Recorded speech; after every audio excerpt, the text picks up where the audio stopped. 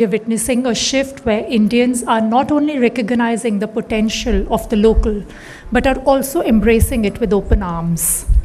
Tourism, once considered a luxury, has now become an essential part of our lives. It is no longer just about witnessing the iconic landmarks like the Taj Mahal or the palaces of Rajasthan.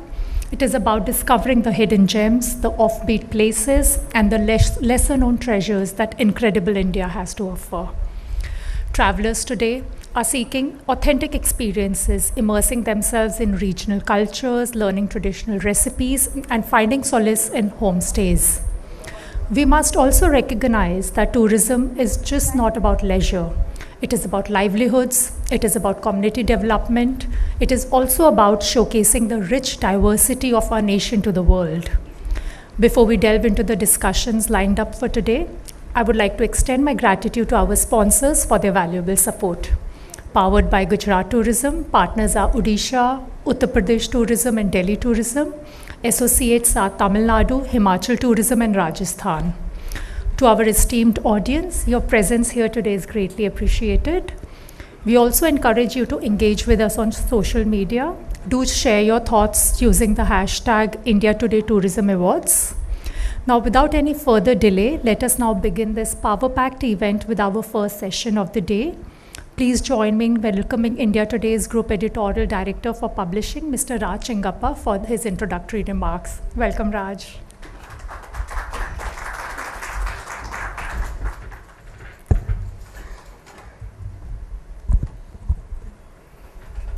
Thank you, Sonal, and wonderful to be here on this spring morning of Delhi. Clear blue skies, pollution less, very sort of fortuitous that we are present here for this seventh year that we are doing this, the fifth edition of the India Today Tourism Summit and Awards.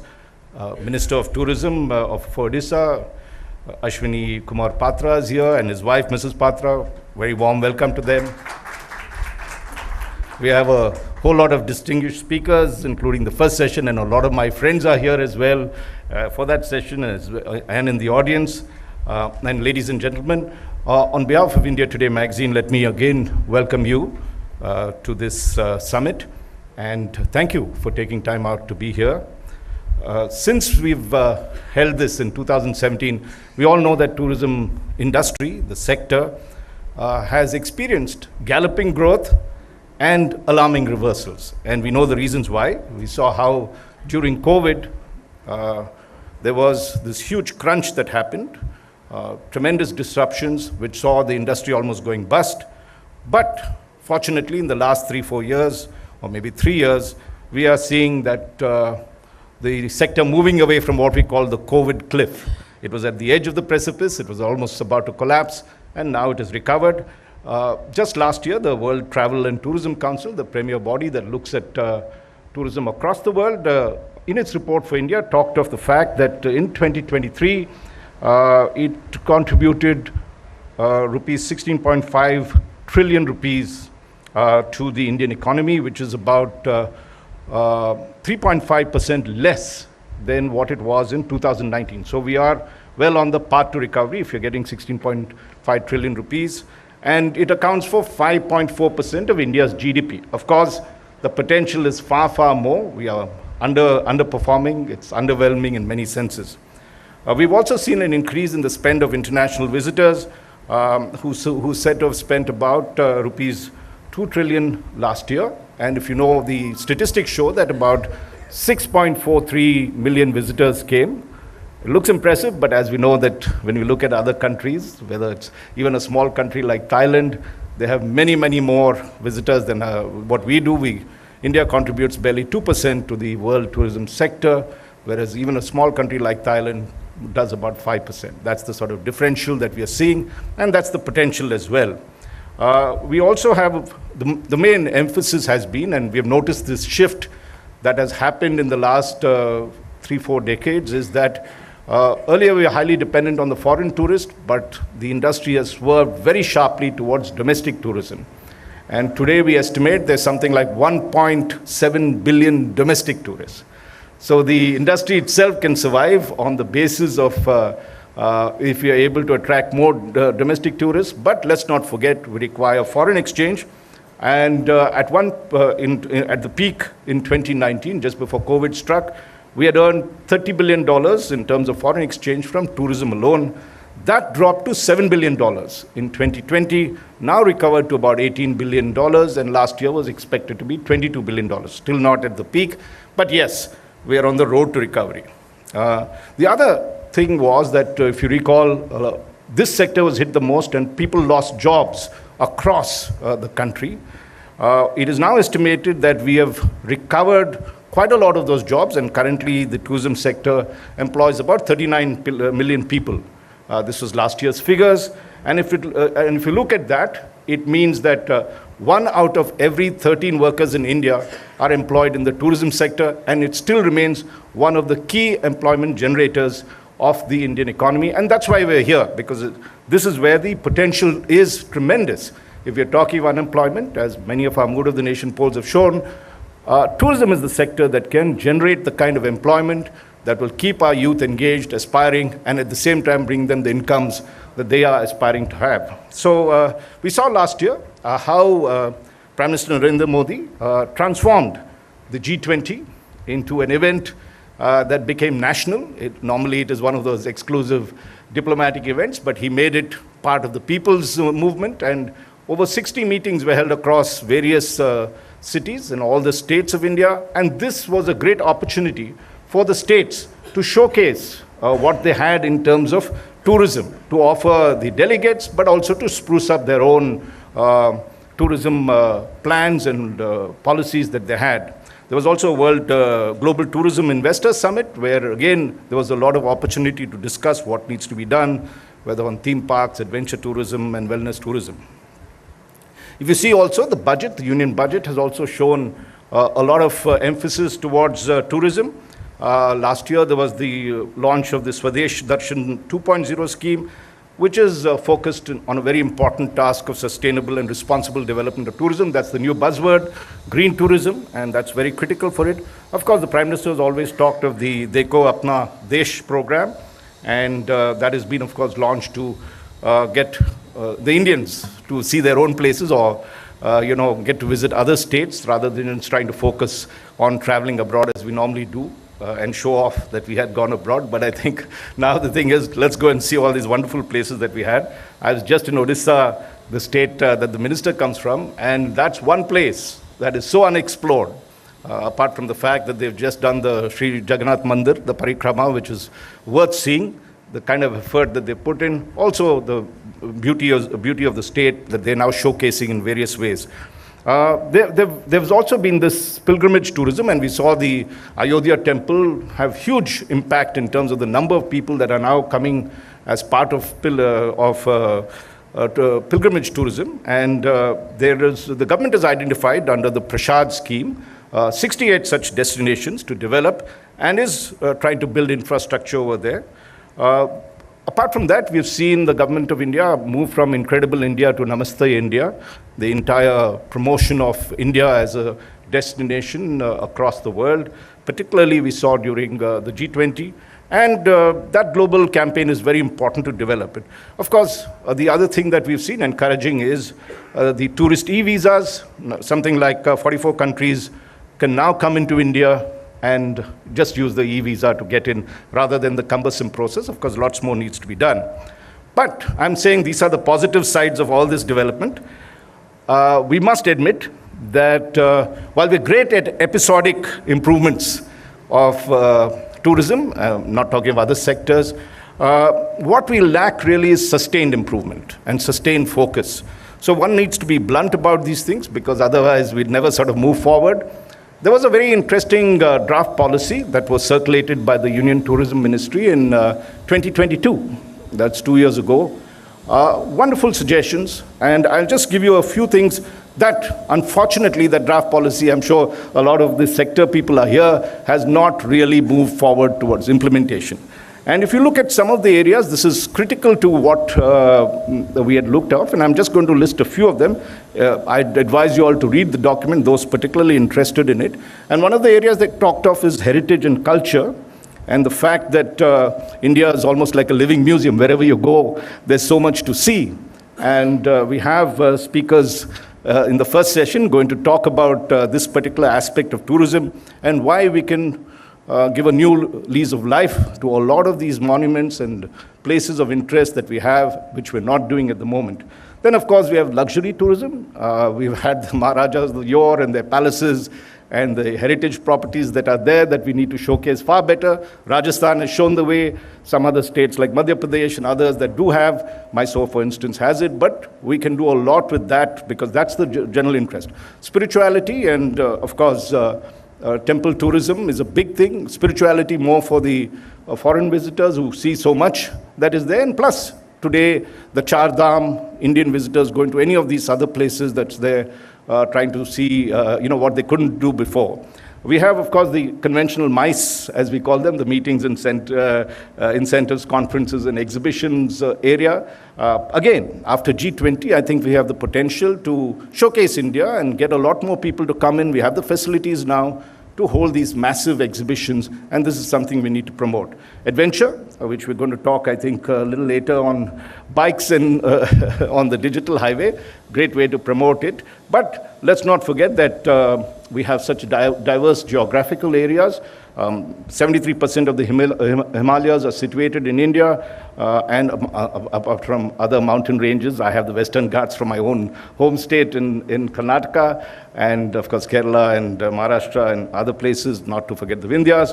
And all of these are great potential for skiing if it's snowing, trekking, rock climbing, paragliding. We have a whole lot of those activities. Apart from that, wildlife and ecotourism, another great potential that is there, underexploited, of course. And at the same time, since we are moving towards green tourism, we need to ensure that it is sustainable. It is not harming the wildlife that we have there, but at the same time, allowing people to enjoy the pristine purity of many of our forests and rivers. Yoga has become a big thing. We can transform that to get a lot of people to come here and learn from the source rather than have yoga teachers exported and teach people over there. Ayurveda, of course, holistic health, and wellness. These are big areas that we do apart from the traditional medical tourism that India has some of the finest hospitals, and that's a big area of growth that's there.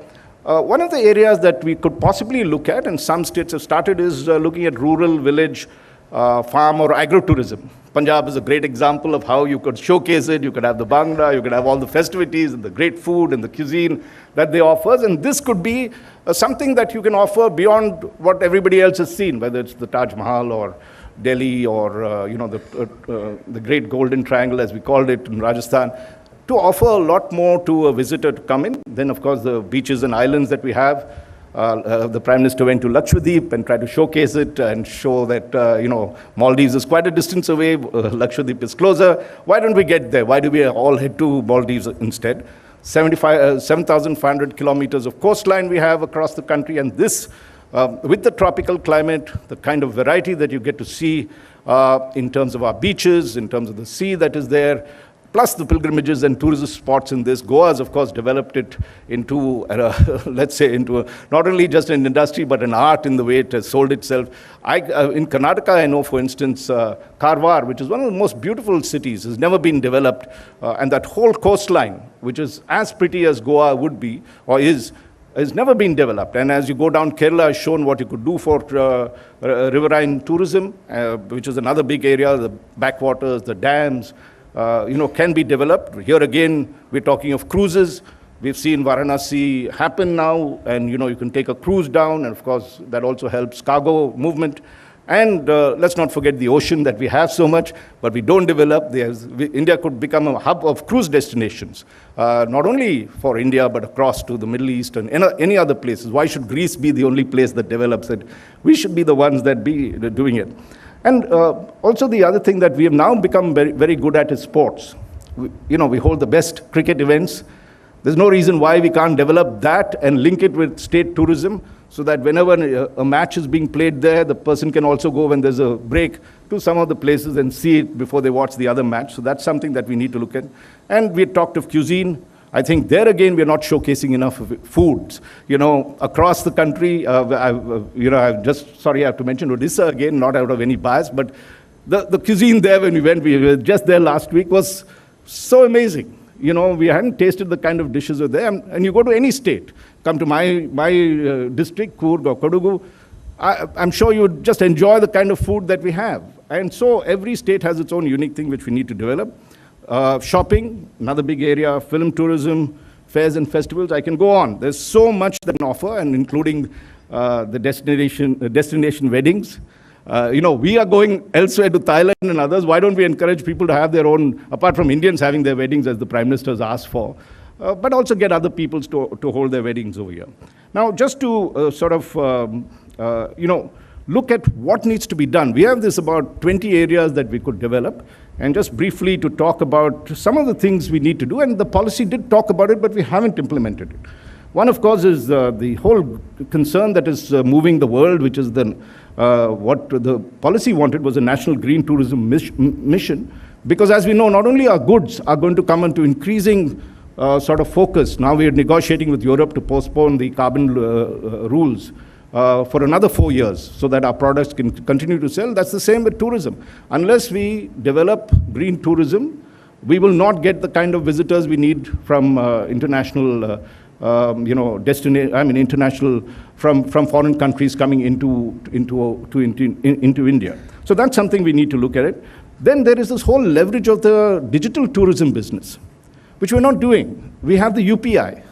Why? And you know, some of the big, we have one or two of the big digital travel agents that are there. But why aren't we becoming the hub for a lot of that? We have demonstrated our skills in doing this. And not only just in terms of payments and you know, offering, but the entire showcasing. If we can map the entire the country's products or the places and destinations, and then make it easy for people to get in and say, okay, I want to go here. If I want a combination of wildlife, you know, beach, and this, where should I go to, and which is the best hub to land up on that front? So that's something that we need to look at very closely. The other, quickly to sort of go down the list of things, we've talked, you know, obviously this brings us to connectivity and transport, and the fact that we are still not leveraging the, you know, our airlines, our train services, our shipping, our, you know, roads. Roads have been developed, but we need to integrate that very closely with two things. One is to provide the hub, so that if I come in, I can move from Delhi or Kolkata or wherever to the tourist destination directly. So it needs interstate tie-ups that offer, rather than just, this is collaboration, not just competition among states. So if Uttar Pradesh has this to offer, it ties up with Delhi and says, you get your tourists here, and also I'll offer this to them with discounts. So there are innovative ways that we could look at. Let's also not forget about the fact that we need to start doing a lot of change in the way we fund our industry. There is public sector funding, which is, should ideally just be for infrastructure, which is building your roads and rails and everything else, and air connectivity. But there must be private investment. Only private can drive the tourism industry, because it's firstly very state-oriented. You can't bring the kind of laws that centrally you can do, but the states can then encourage you know, the private industry with incentives. Apart from the center, there's been a long demand to make tourism you know, as part of the industry sector that would give them a lot more incentives for developing hotels, for developing resorts for this. And I think the other critical area, there's a whole lot of other areas, but I would also, I think, very importantly, talk about skill development. Now, this is an area that everybody has been talking about. There is even in the national mission or so-called national mission of tourism for MSMEs, which looks at the entire thing of accommodation, food and beverages, tourist attractions, recreation and others. But these need to be, let's not use man, because these need to be populated with skilled workers. Without that, you will not be able to develop the industry. And I think this is where you require particular emphasis, not just on skill development, but tourism skill development. And also, let's not forget, as we get to the last mile, some of the things that people are really concerned about is hygiene, which is very important. I think the Prime Minister with the Swachh Bharat scheme did do a lot of cleanup, so we don't see what we see on the trains every day in the morning when we go from places. But hygiene is not just that. It requires right across standardization, hotels, so that you're not for, you know, the water that you drink, all that is very critical, as well as security for tourists, because that's a big area. If I'm traveling into areas that has never been done, we need to beef up a lot of the security that's there. So wayside amenities, these are things that are very, very critical to do, apart from seamless connectivity, which I talked about, and infrastructure development. And I think we need an all-of-government approach, finally, to sort of, every department has to come into play. If it is the Ministry of Foreign Affairs, then let's ease the visa restrictions. Let's make it far easier, multiple visas, long-term visas, so you're not cluttering yourself, so that a lot more people feel India is welcoming them. The namaste that we do is there, part of that thing. We could go on, I mean, in terms of what needs to be done. We talked of granting tourism industry status, and of course, a lot more money needs to be done on marketing and promotion of our thing. So quality, marketing, infrastructure, connectivity, last mile particularly are all very critical. This is one of the reasons why we hold this summit annually, so that we could get together top experts to come and discuss some of the key areas that's there. We're also, as part of our policy, encouraging states in terms of having friendly competition. And one of the things that we do is to have awards being given, apart from the survey. This time we've have something like 121 tourist destinations we've surveyed. And all the states have participated in this.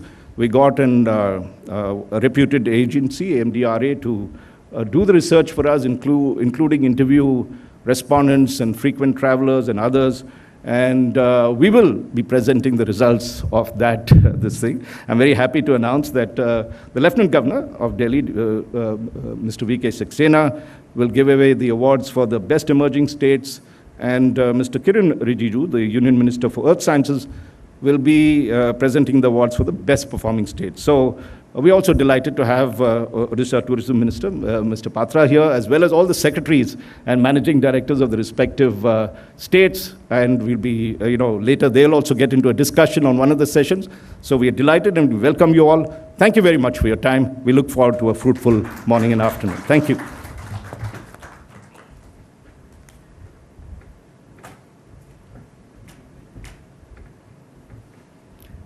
Thank you, Raj, for putting in context India Today Tourism Survey and Awards, and also talking about the huge unexplored potential of India's tourism sector. I like the way you said India is a living museum. On these lines, the first panel discussion explores the intersection between museums and tourism, shedding light on how museums serve as cultural anchors, showcasing the nation's history and culture to the widest possible audience. I would now like to invite the session moderator, India Today's features editor, Kai Friese, to come up on stage and introduce the esteemed panelists and also take this discussion forward. Over to you, Kai.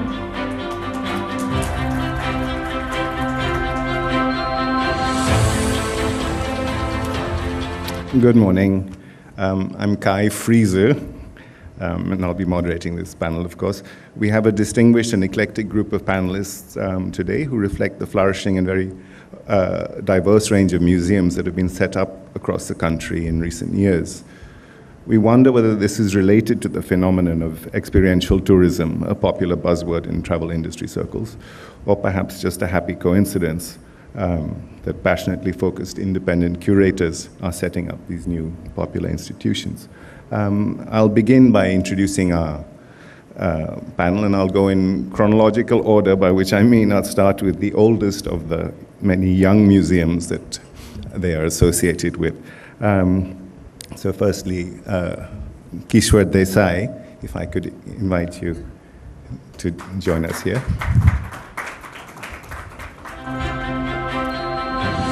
Lady Kishwar Desai has been a prominent TV journalist in India, with NDTV, Doordarshan, and yes, with TV Today back in the day. More recently, she has been a very productive and acclaimed novelist. Her latest novel, The Longest Kiss, The Life and Times of Devika Rani, won the Swarna Kamal for the best book on Indian cinema at the National Film Awards and is being made into a feature film. She's on this panel thanks to her leading role in establishing the world's first partition museum in Amritsar at the historic town hall in 2017. A second museum on the partition, with which she was obviously involved, has now been set up at the even more historic Dara Shikoh Library in Old Delhi, and that was inaugurated in May last year. Secondly, Professor Ashish Kokar, could you join us?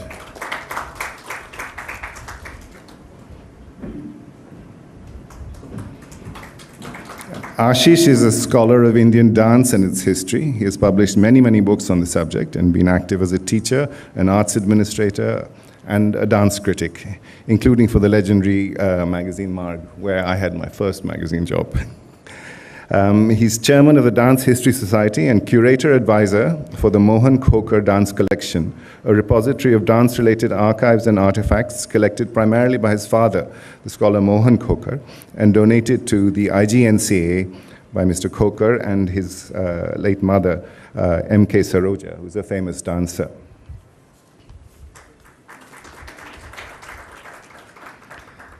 Thirdly, Aditya Arya.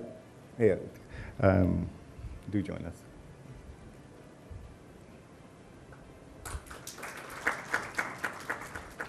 Aditya is a familiar face in Delhi and has been a well-known professional photographer since the early 1980s.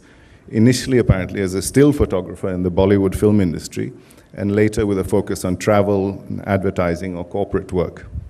In more recent years, he has been involved in setting up the India Photo Archive, and of course the Museo Camera in Gurgaon, a very popular local attraction and arguably the largest not-for-profit photography museum in South and Southeast Asia.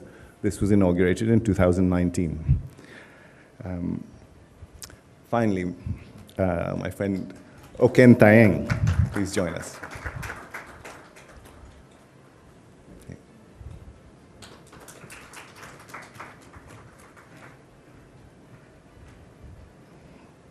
Oken Taeng in his youth worked as an assistant director and production assistant on an award-winning documentary film, In the Forest Hangs a Bridge, I think it was called, before setting up as a tourism entrepreneur in Arunachal Pradesh, where he runs the Abor Country Travels and Expeditions and a couple of very beautiful resorts.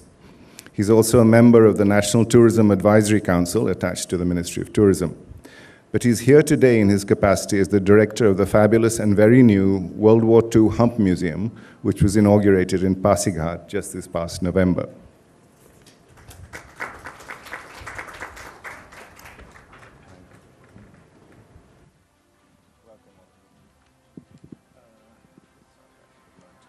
Does this work? No.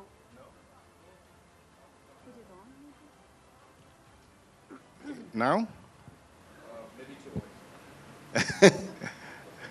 I'll just speak loudly. That's okay? Okay, I would firstly like to ask you all, perhaps in the same order, to basically tell us a little bit about your journey with each of these fabulous museums. For 5, 6, yeah, starting with you first, Kishwar. Thanks. Thank you so much, firstly, for inviting me today, Kai. Thank you for the introduction. Thank you, Raj, and thanks to everybody who has come this morning to listen to us and our journey. Basically, the Partition Museum, I felt, was something that needed to be done. It was 70 years since the partition when we set up the first museum, which is in Amritsar.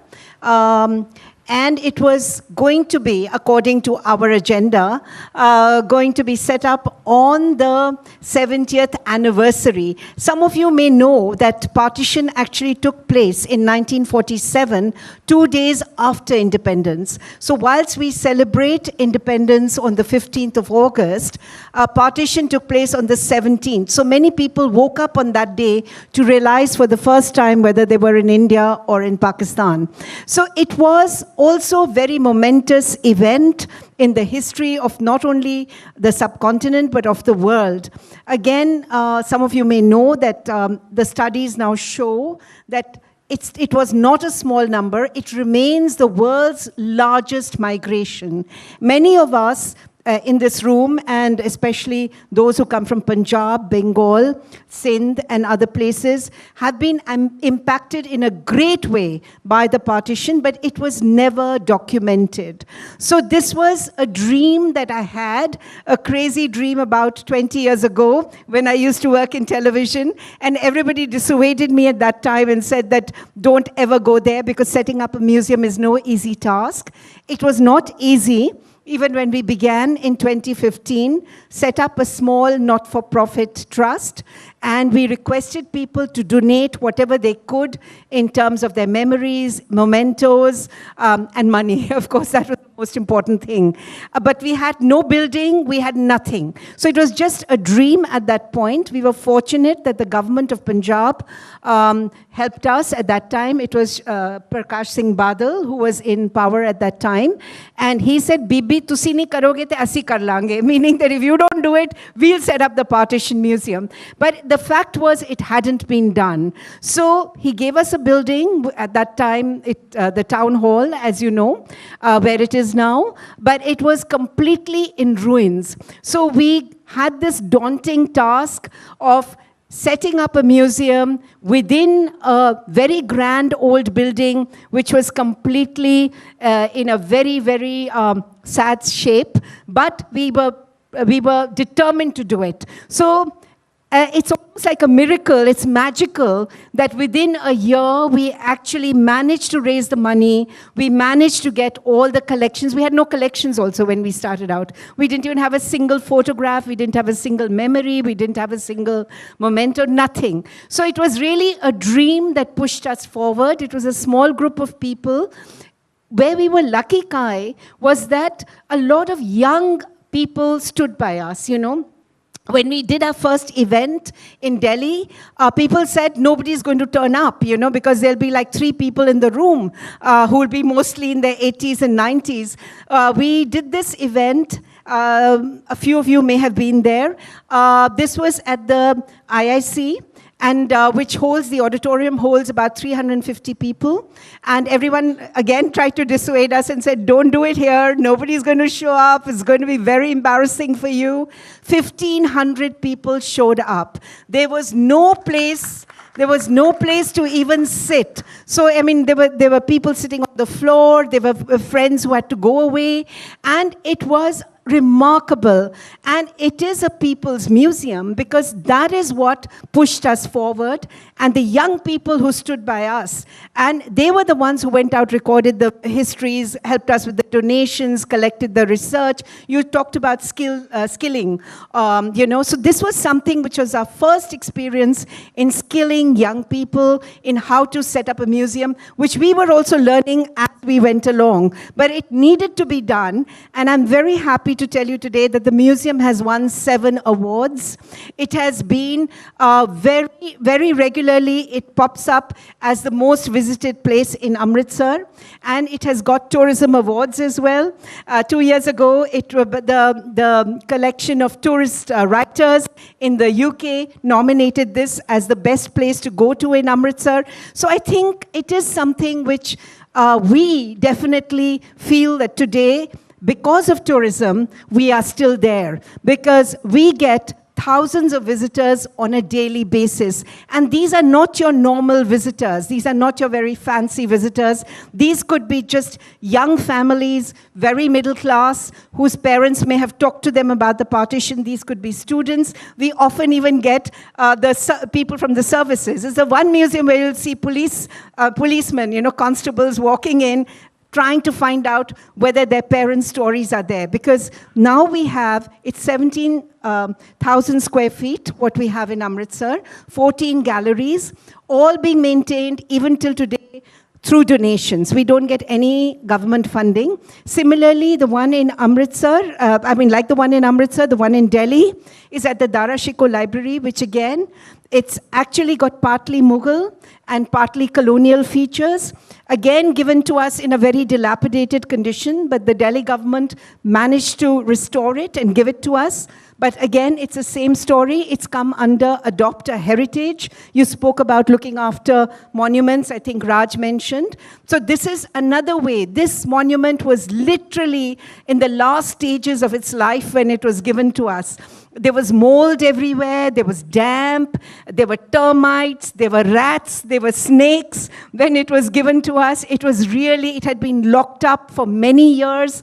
It was in a very, very bad condition. But when it was given to us, this is about 2-3 years ago, just before COVID. So for COVID, it got a little delayed. We had to again do the same thing. We had to raise the money, raise the funds. Today, we do have 7 galleries. It's again one of the places that people like to visit. A lot of tourists come every day. And I want to tell you that this documents the story, the narrative of what happened to Delhi post-partition. So it also tells a story of Delhi. But for the first time anywhere in the world, as you know, there is in our national anthem, Gujarat, Sindh, Gujarat, Maratha. Sindh is mentioned, but there is nothing, no place in the world that the Sindhis can go to if they ever want to commemorate their lost homeland. So for the first time ever, we are setting up a special gallery which is dedicated to the lost homeland of Sindh. And already we can see that there is a lot of excitement all over the world, and there are Sindhis who are planning to come for the inauguration. So we are trying to do whatever we can to preserve history. So I think tourism was not our agenda when we began. It was mainly heritage and history, our forgotten history of the partition that we were trying to commemorate and trying to preserve. But quite accidentally, it has also become a place where a lot of tourists, especially students, young people come to, and also older people come to remember their past. So thank you very much. In a sense, this is, of course, it was a big, big struggle. It was a huge struggle and continues to be a struggle because we have to raise the money for this. But I do hope some of you will support us, as everybody has so far. Thank you. Thank you, Ashish, I ask you to tell us about your museum. ओम सरस्वती नमः। सभाजन को नाचीज़ का प्रणाम। इस सभा में इतने गुणवान, यशवान, धनवान, बलवान, शायद 1-2 शैतान भी बैठे हों। मैं आपकी छोटी सी संतान पहले से ही माफ़ी का हकदार हूँ। छोटी सी क्योंकि मेरा जन्मदिन 4 साल में एक बार आता है। Thank you. Thank you. I've just turned sweet 16 and this is a very touching story and a platform, and thank you Raj and India Today Group, Mr. Puri and Ranjit and all of you K for getting us together, because living in far from the maddening crowd, we live in a small village called Bengaluru. It has become very big, and I am a grandchild of partition, so your story resonates. Mohan Khokar, my father, whose centenary this year the nation celebrates, is actually born in Quetta, destroyed in an earthquake in 1935, and that's the beginning of the story of collection. Museums are one thing about objects and maybe a saved memory, but collections are about madness. It is about how you take one field or one subject and make that your life. So imagine a Sikh Punjab boy whose family has nothing to do with the arts in the wilderness of Quetta, which is Balochistan, in pre-partition India. Whole city is destroyed and evacuated and resettled in Lahore, which is 1945. Lahore is the cultural capital of India then. Delhi is just a village, really, 400,000 population, about 40 lakhs, so not so much. And Lahore is the capital where all groups of performers come, like Uday Shankar, Ram Gopal from Bangalore, Uday Shankar from Bombay or Calcutta. So in one of the groups, he sees Mrinalini Sarabhai and my mother, M.K. Saroja, and he asked them, where can I learn these divine forms? They said, please go south. He thinks south is one city. That is the understanding of India then and sometimes now. So he takes a train all the way to south. They have told him there's a lady sitting under a banyan tree. As if there's only one lady in South India and only one banyan tree. Sure enough, he reaches Madras after 7-10 days of journey, charcoal's face because of steam engines, and he lands up, and as Providence would have it, he finds one not so old lady, Rukmini Devi Arundel, sitting under that banyan tree, teaching some form of dance. She gives him one look and he says, "Hey, paiye, nee ibdi inge vanda, how have you come so far? Yanna saapde, what will you eat here even? We eat only rice 3 times a day." So she is so good as a guru that she says to the hostel canteen, "Please make chapati for this Punjabi boy who's come from so far." I'm talking of 1945. He never returns home because partition happens. There's no home to return to. So when you're displaced overnight, it's the memory of the displacement of Quetta, Lahore, and a camera that saves him to document dance from 1940s onwards. And today it amounts to about 70,000 photographs taken from 1940s to till he passed away in 1999. Over 5,000 rare books because Britishers were leaving India and selling off their books and many artifacts for a song. But of course, one had to have some pennies to play that song. So from his students' fees, whatever he could save. So he created this collection of dance, which has history, which has memorabilia, which has artifacts, which has, everything. Over the years, recorded masters and postage stamps. So collection becomes madness. I call it Mohan's madness. I inherited it. That's why you see a 16-year-old having white hair, almost. It is the madness one pays the price for. We look for 20, 25 years to donate it to a body. So it was New York Public Library, Lincoln Center, which offered first in 1976 because they were setting up the biggest Asian dance museum. Of course, they're the best museums there because there's private partnership. There's CSR, and the Rockefellers and others can donate money, and it's a tax write-off. So which is a very important point that if we need to have museums survive and cultural economics survive, we need also corporate tax sanitization where the corporates are encouraged to donate some sums for the larger good of society. That is one takeaway from this. The cultural economics sometimes we don't discuss, but that's also important because we don't realize it's an industry. Films, weddings, Indian panorama, we are dancing all the time. Of course, the universe dances, but we are dancing too. So if you think of all our festivals, if you think of any festival in any part of India, there's always some dance and music going on. Even if you've not tabulated the costumes or the makeup person or the flower seller or the arrangements. I'll just give you one statistic UNESCO gave me. In 1 year of COVID in Australia, when singers could not perform in bars, normal musicians, it was equivalent to 50 years of tennis playing at the national level. So the culture economy of just singers not able to be in bar, ordinarily singing and entertaining clients in Australia. Can you quantify the Indian economy in culture? We need to do that, maybe with help of synergetic, education, culture, tourism ministries, and with help of UNESCO or some such protocoled body. So the collection today is donated to IGNCA. We looked for agencies in India.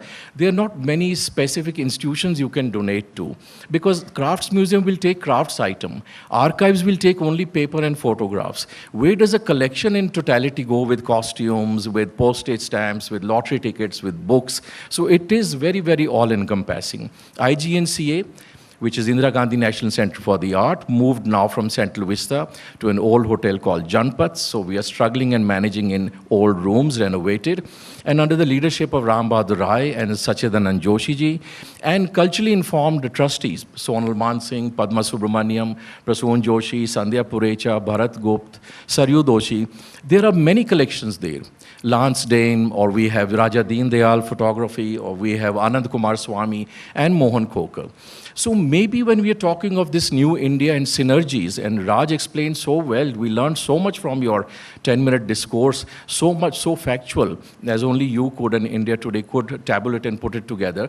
We need to think of museums in a new manner, which is more public intensive, more open to the even local public, leave alone tourism, because they form an important component. And maybe the best of India's collection from all over should be put in the biggest rooms available, possibly the north and south blocks. I'm told there are 900 rooms, including basements. So the National Museums, of course, shifted there and is in the process. But many of the famous collections and our treasures. So if somebody comes, it's like going to the Louvre of India. It is one-point stop in Delhi with other tourism aspects. There are so many museums, and 1 day or 2 days do not afford us the time.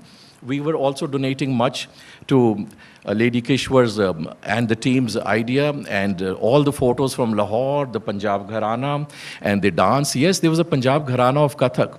So when we make a film today on maybe airline safety, we think of Kathak belongs only to UP.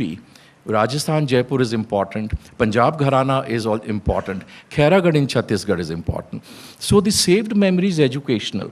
When you write a PhD, when you make a film script, when you do a biography, when you write for mainstream media, you need facts. Facts comes from these preserves of archive, saved memory, and what have you. Thank you.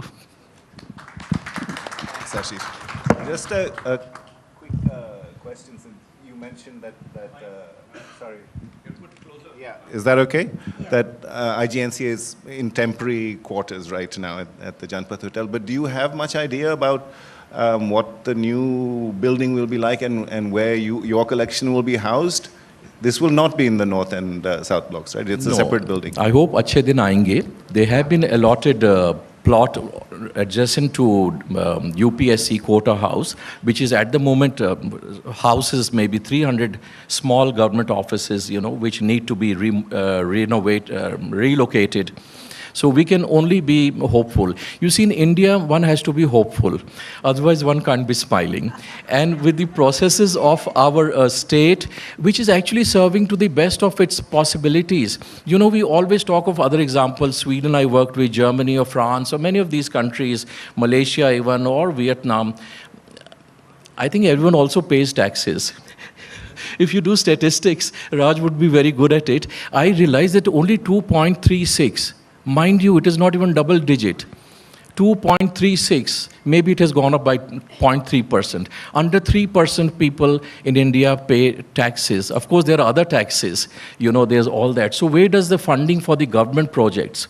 And culture, of course, always becomes, short-shifted because their priorities in education, health, ecology, all other concerns. But here, society has to put premium on culture and the arts. If you buy a ticket, we always buy a $10 or $50 ticket when you go to America for a museum. Why don't we pay 500 rupees here for a concert? Can I just interrupt here? You know what the ticket price for our museum is in Amritsar? 10 rupees.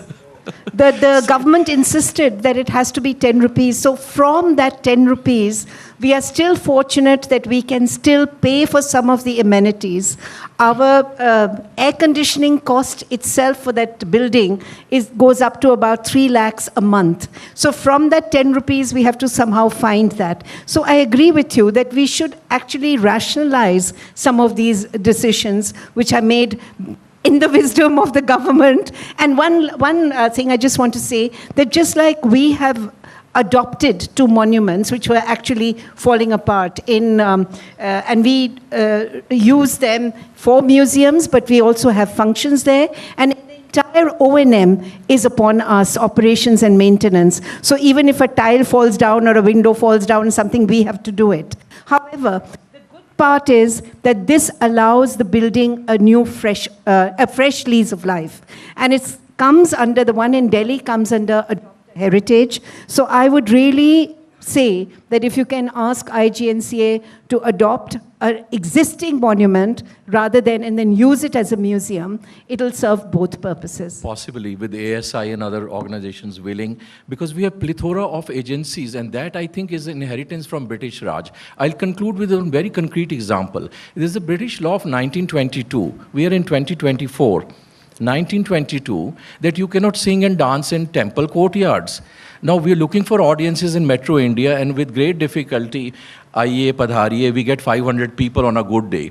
But our temples are the natural setting where every evening somebody will go to a temple in Mylapore or in Punjab, in Gurdwara, or wherever in Bengal or in Gujarat.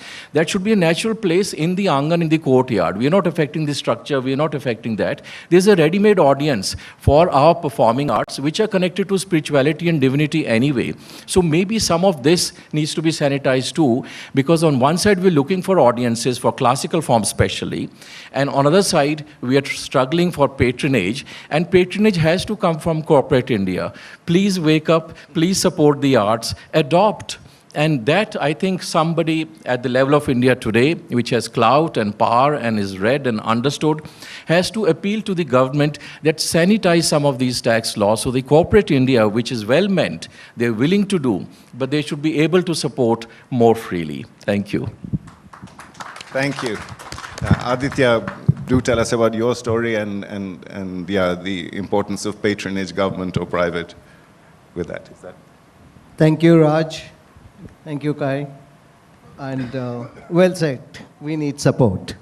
So my journey has been very interesting. I was an advertising photographer, 40 years, traveled very extensively, but in college I had studied history. And as a photographer, I realized photography had a very deep history, and I started collecting all kind of equipment, ephemera, and ended up collecting more than 8,000 cameras going back to 1860.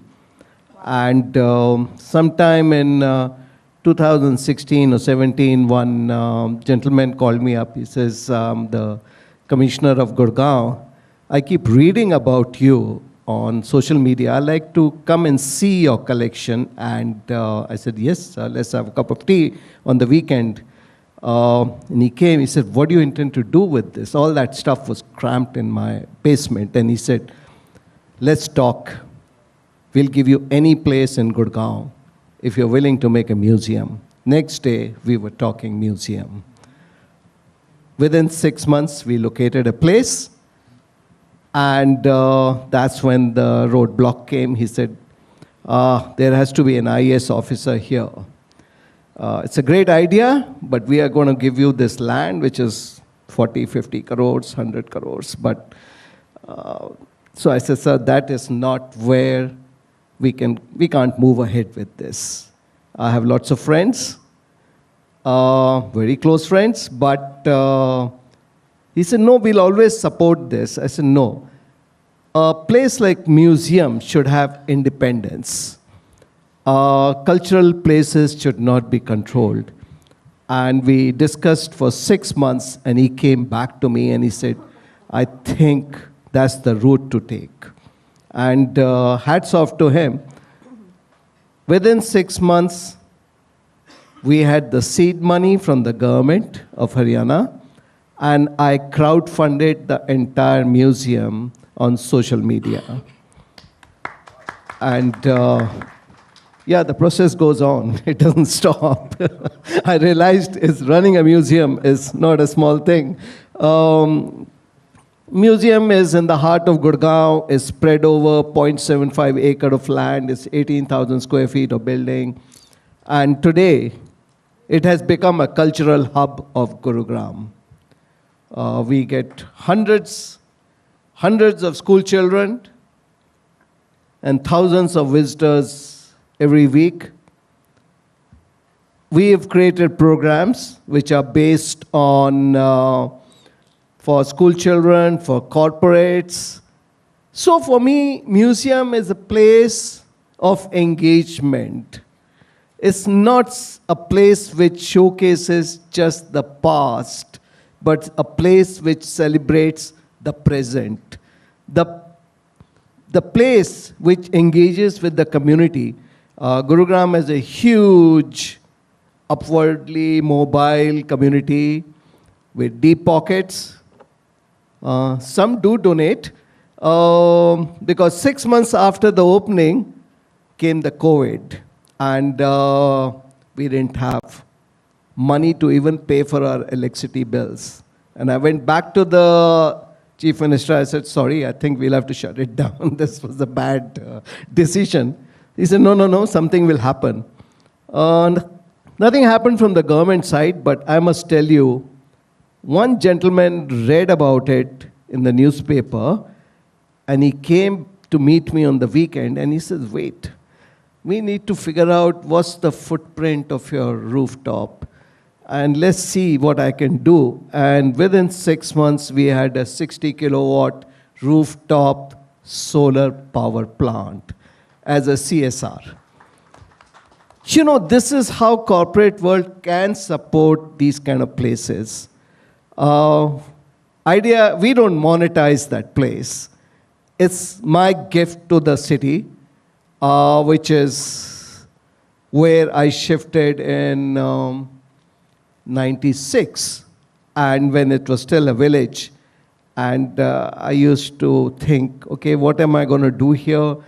After it, I think, look for a place where I can make a small museum, but the city supported me. So I am quite happy with the way things are going. We do have certain problems, which are finding youngsters to engage with. Today, there are very few places where youngsters are taught how to manage cultural institutions like museums. So invariably, I try and locate people from hospitality, travel, and try and inculcate this whole thing of museum culture into them, how cultural places need to be run, which is a very big challenge for, I am sure, all of us here, to find the right kind of people to work with. And as Mr. Khokhar said, we need more corporate support. So thank you very much, and I'll cut it here, but... Great. Thanks, Aditi. We'll come back with more questions. Ken, do tell us your wonderful story, and you'll have to explain what a Hump Museum is. Hello, everyone. And thank you, India Today.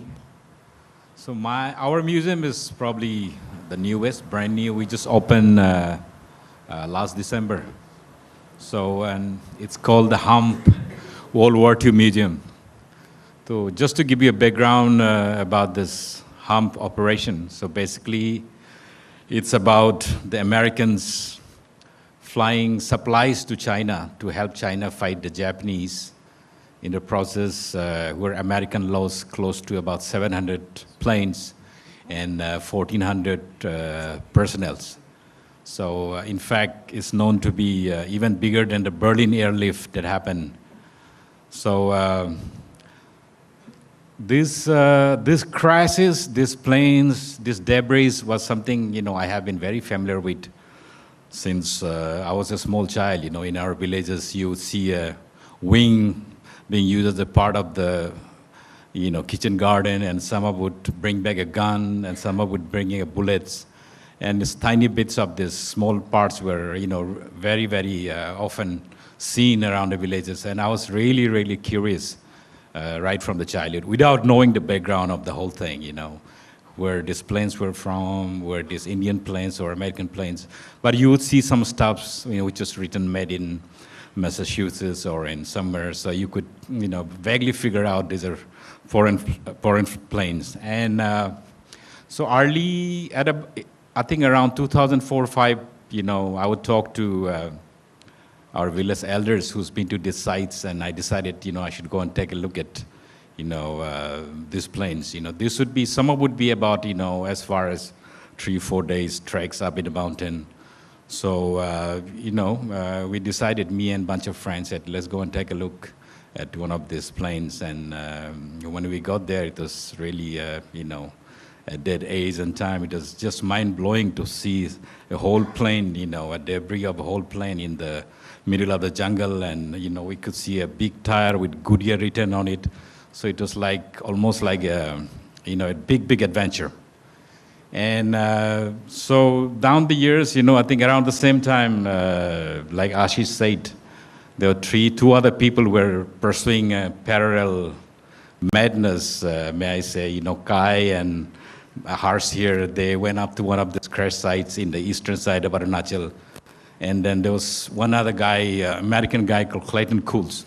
So he would go to the sites in Burma and collect information, get details of the crash, and taking it back to the family members, whom they have no idea for last 50, 60 years, and tell them, here's your uncle or father who lost, whom you had no idea about for last 50, 60 years. Then And Kai put me in touch with Clayton, and this was much before we met in person. So when we got together, it was such an excitement, exchanging stories. And I started learning, the background of the whole thing. So then when the story got out, from Kai and, hers, their expedition to one of the sites, the American government decided that, they have an agency whereby they go and find, the lost Americans around the world. So they decided, they want to come and find these sites in our area. Then I ended up being an official contractor in this bilateral Indo-American expeditions that went on for another 10 years. So then I got deeper into the whole thing. I could understand better. And then, this really young pilots, so some of them as young as 20, 22, they were trained for about 5 weeks back in America, and then they were sent out to fly from Assam to Kunming.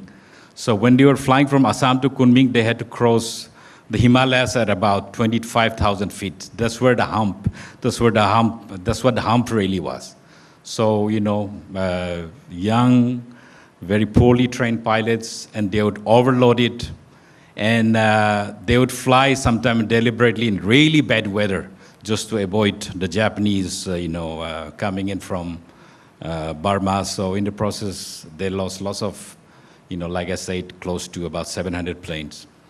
Then in the process at about 2016, I had a discussion with the tourism department in Arunachal. I think maybe it's a good idea to set up a museum on this whole thing. And they're very, very supportive. And then they gave us some money, and then I got talking with Kai and, just to how to go about it.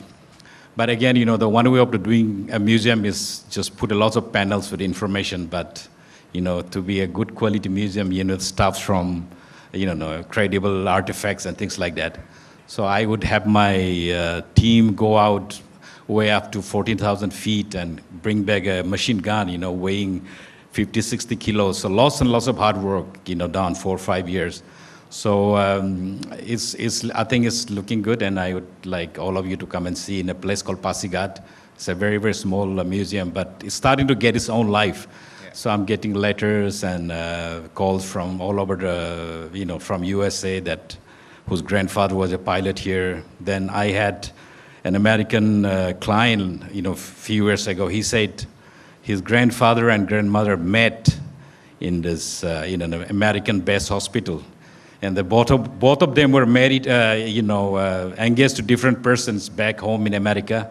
But my friend's grandfather had a motorcycle accident, grandmother nursed him back, and the whole narrative changed. So it's full of stories, and it's a very beautiful museum in a beautiful part of the country. I'm really sorry that the clock seems to have sped up. Sorry. Yeah, we've run out of time, it seems. But thank you so much, all of you. Thank you so much.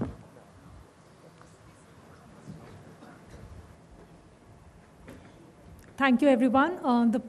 The panel opened up a whole new world of memories of partition war, photography, dance, and truly museums are not just about celebrating the past, but also, as the speaker said, the need to engage with the community, and also, more importantly, the need to think of new ways to make them economically viable.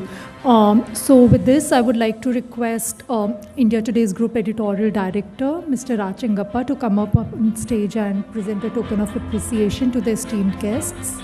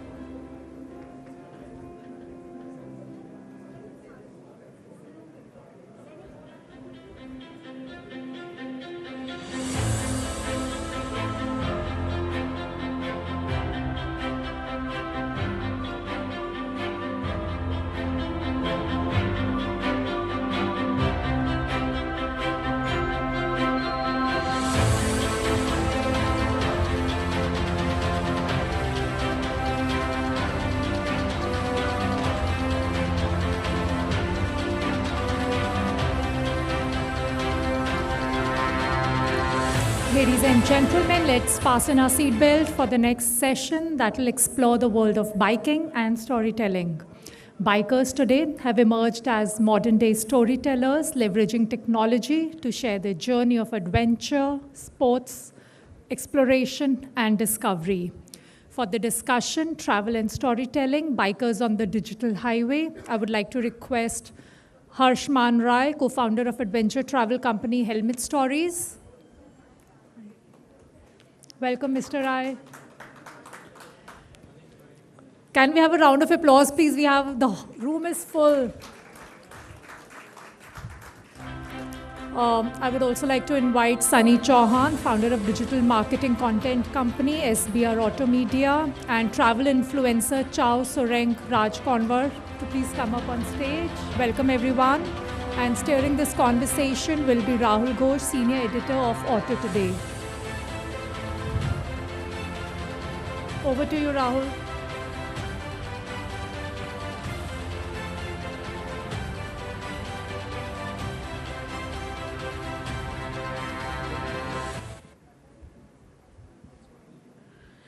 Good afternoon. Good afternoon, ladies and gentlemen. After such a fruitful discussion on museums, it's apt to move into something a little more exciting, revolving around the world of motorcycles. While museums give you that peaceful environment where you can sit and explore, motorcycles are something else. And I guess all my friends here will agree to that. A little story before we move to the panelists. Many years back, I was sitting with one of the old motorcycle guys in Delhi, and he told me a very unique story. In the early 90s, India saw an influx of foreigners who came into the cities, especially Delhi, took these motorcycles on rent and rode out into the country. And what this old gentleman told me was, India is a beautiful country. Go out, explore, and explore it on a motorcycle. That's what gives you the real feeling. And that is the lifestyle which my panelists out here have embraced. They are travelers, but they are travelers on motorcycles. So let's start up with Harsh, one of the really famous ones out there, and let's hear his story first. Well, my motorcycle journey, is it on? No, it's not on.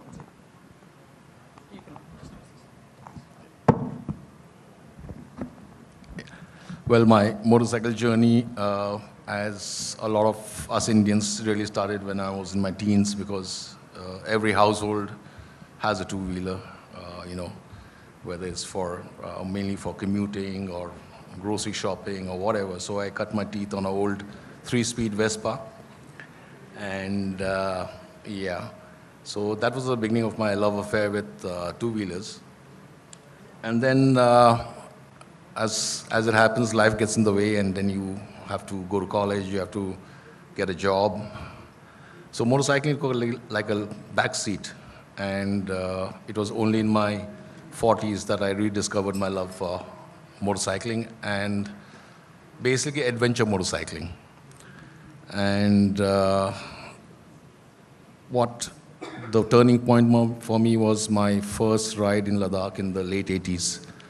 And it really, sort of inflamed my passions for travel, and especially on a motorcycle. And back in those days, like Rahul mentioned, there was only foreigners who were traveling on motorcycles into the remote areas like Ladakh, which was the holy grail of motorcycling in those days.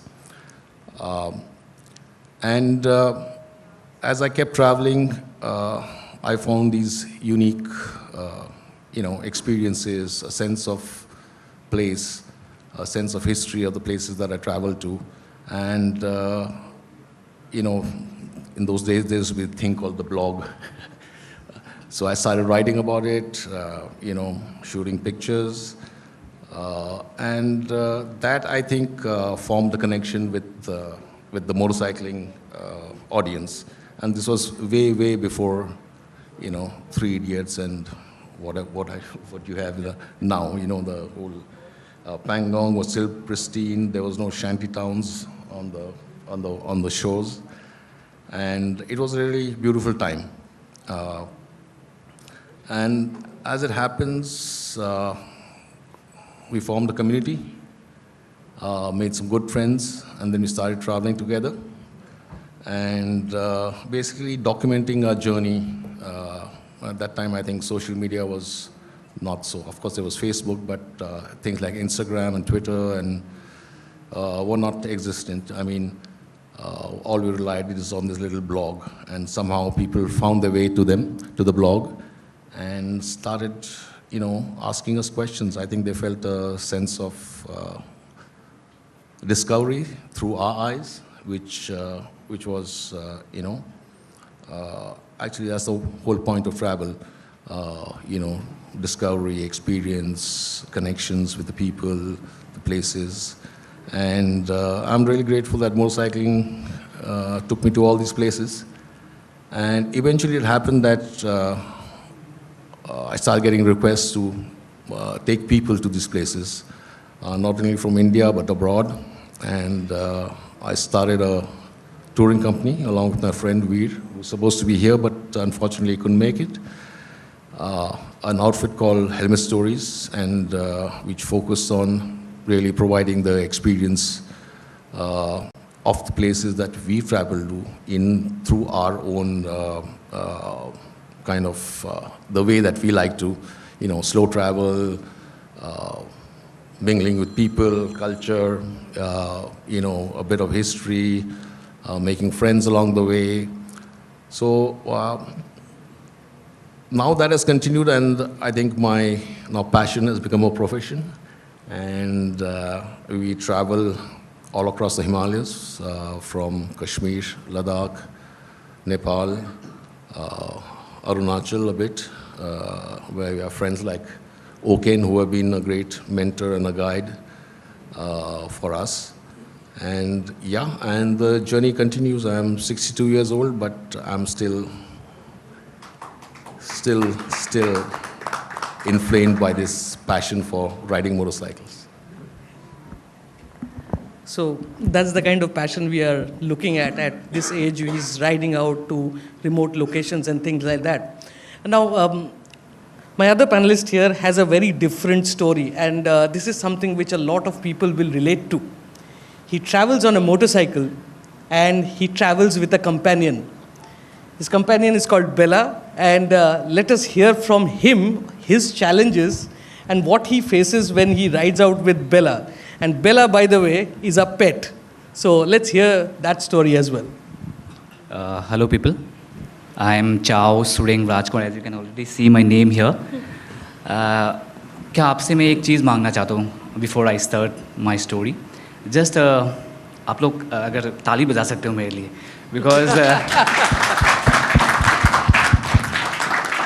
ये मेरा life का सबसे पहला एक the guy who never stood on a stage I'm sorry and spoke in front of so many people. So this is my first time.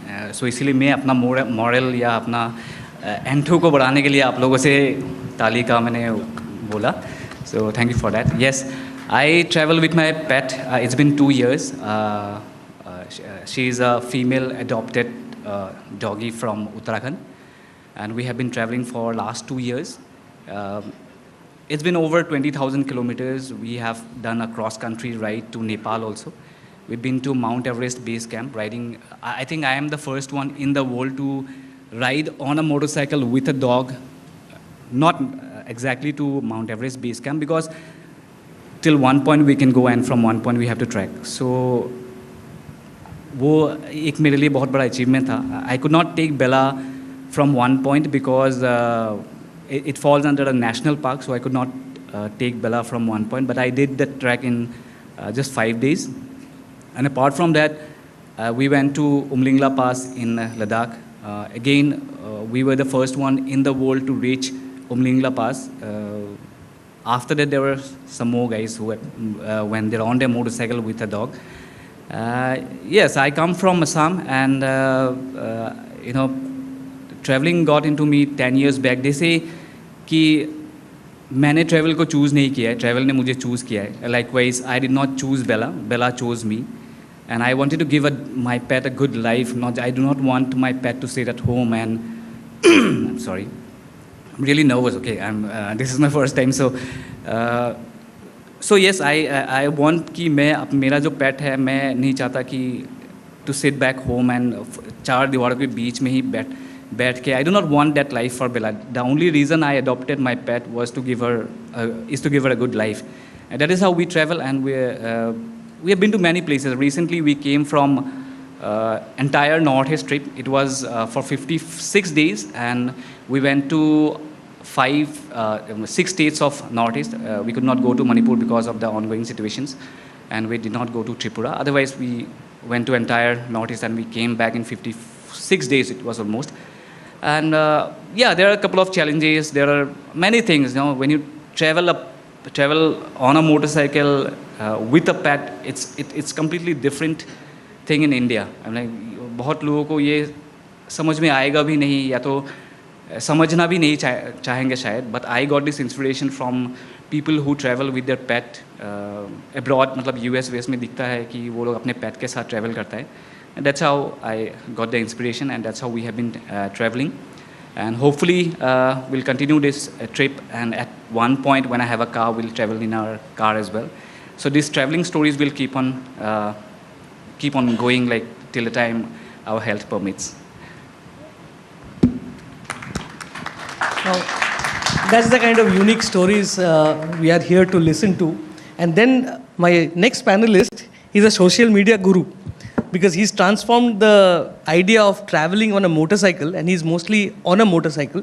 He's just come back probably yesterday night or something like that. So Sunny, take it away. Why don't you tell us your story? So, good afternoon everybody. My name is Sunny Chauhan.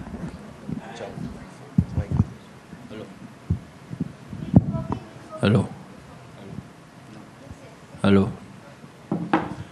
So good afternoon everybody. My name is Sunny Chauhan. And I ride for a living, pretty exciting life if you look at it that way. So I belong to a Fauji family, तो मैं बचपन से पूरा भारत भ्रमण करके बड़ा हुआ हूँ. I always say this कि मेरा my hardware is from Delhi because I was born in Delhi, but मेरा software पूरे भारत का है, right? Because I grew up down south, northeast, Himachal, J&K. I'm a Rajput by so I have those genes there. बंजारे जो है राजस्थान में आपको बहुत मिलेंगे, वो एक जगह नहीं टिकते, वो बहुत ट्रैवल करते हैं. एंड यही बंजारा लाइफ जो है मैंने as Harshada was saying I converted that passion of being a banjara into my profession, right? And not just me, like my team guys, like one of my guys Sanat right now is in Arunachal shooting for the Indian army. Location में disclose नहीं कर सकता. And so all these kids they also travel with me, so it's a passion which I share with all of them. And as the topic says, digital highways. Heart has arteries, a computer has circuits, wires. A nation has highways. They serve a very important purpose. चाहे आपको arms, ammunitions, फौज के लिए transport करने हो, resources हो, fruits हो, vegetables हो, anything that a common man needs. People want to travel, tourism, everything, right? And इन्हीं highways पे you find some very interesting stories, right?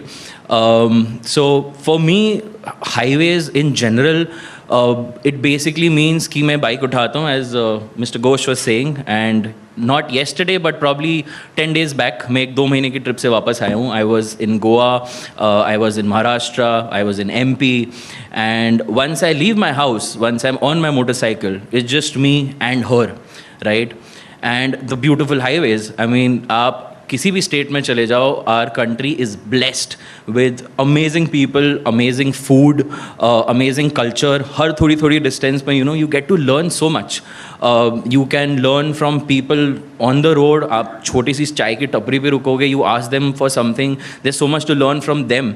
And इन छोटे छोटे एक्सपीरियंसेस में आपको समझ आता है कि probably you are living a very privileged life, and probably you should travel more out there and see कि what kind of difficulties do people face. And once traveling ये सारी चीज़ें आपके दिमाग में जाती है, the perception of life changes a lot for you. And when I say motorcycling इस phase में मुझे help क्यों करती है? Well, motorcycling is the most raw way to communicate with the elements, right? You're very exposed. हवा, धूल, मिट्टी. आप अगर लद्दाख में ride कर रहे हो, -10 degrees. I was there last year, -10, -15. Between snow, I was riding. Last year, I was in Rajasthan for almost a month and a half in July, right? Tourists के मामले में June, July, when it is hot, people don't really like going there, but I per se always say this कि अगर मुझे लद्दाख देखना है तो मैं सर्दी में देखूंगा, so that I know कि वहाँ लोकल लोग कैसे जीते हैं, right? How harsh is it for them, right? अगर मुझे राजस्थान देखना है तो मुझे गर्मी में देखना है कि गर्मी में जो लोकल लोग हैं, what do they face, how do they live there during the peak summer, right? Tourist season खत्म है, but आप वहाँ पे कितना कुछ सीख सकते हो, द हार्डशिप्स दे फेस. ये सारी चीज़ें आपको बहुत सारी चीज़ें जो है सिखाती हैं. And I feel the way I live my life is all dictated by these small experiences, small things that I gather on all these travels and all these experiences, which is why I make sure that saal mein probably out of the 12 months, 6 months to 8 months, I'm on the road. I'm always traveling. I'm always picking up these small things. We were shooting in Kashi last year. We were shooting in Rajasthan last year. We were shooting in UP last year. UP has some amazing highways, and आप उस पे अपनी motorcycle को cruise control पे set करो on 100 kilometres in our, वो अपने आप चलती है. Your bike has a music system, आप उसमें बढ़िया अपने रोमांटिक 90s के गाने लगाओ. एंड उस टाइम पे जो आप सोचते हो, जो आपका थॉट प्रोसेस काम करता है, your subconscious mind works beautifully during that time. It's just you, your thought process. And I would से कि किसी को आइडिएशन करना है, किसी को कोई आइडिया चाहिए लाइफ में, if you feel that I am stuck somewhere, this is probably one of the best ways to go ahead, right? And just you, the road and the elements around.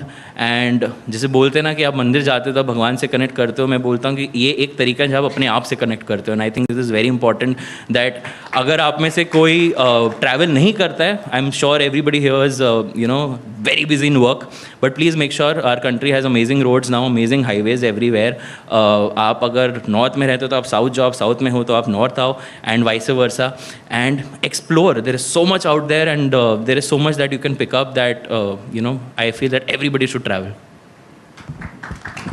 That's a wonderful concept, and I urge you guys really get on your motorcycles, your cars, and explore India. If you like what Sunny was saying was very true. I mean, we've traveled the length and breadth of this country on Indian highways, and the amount of knowledge you can find, the diversity is when you actually are on the road. And that's what Sunny was talking about. The other thing which is a very important part is that you go to a place when it is not convenient for you. You go to a place when it's at its best. Now, for most of us, -10 degrees is a very, very cold situation. But if you go to Spiti or someplace, -10 is actually nice, balmy weather. Because at night, temperatures fall to -20, -26. So during the day at -10, it is very comfortable. So that's what Sunny was talking about. But let's come to Soaring a bit. And I wanted to ask him a question. Since he travels with a pet, what are the challenges you face? Are there anything like that? And since we are on such a big platform, could there be something which would make life easier for you?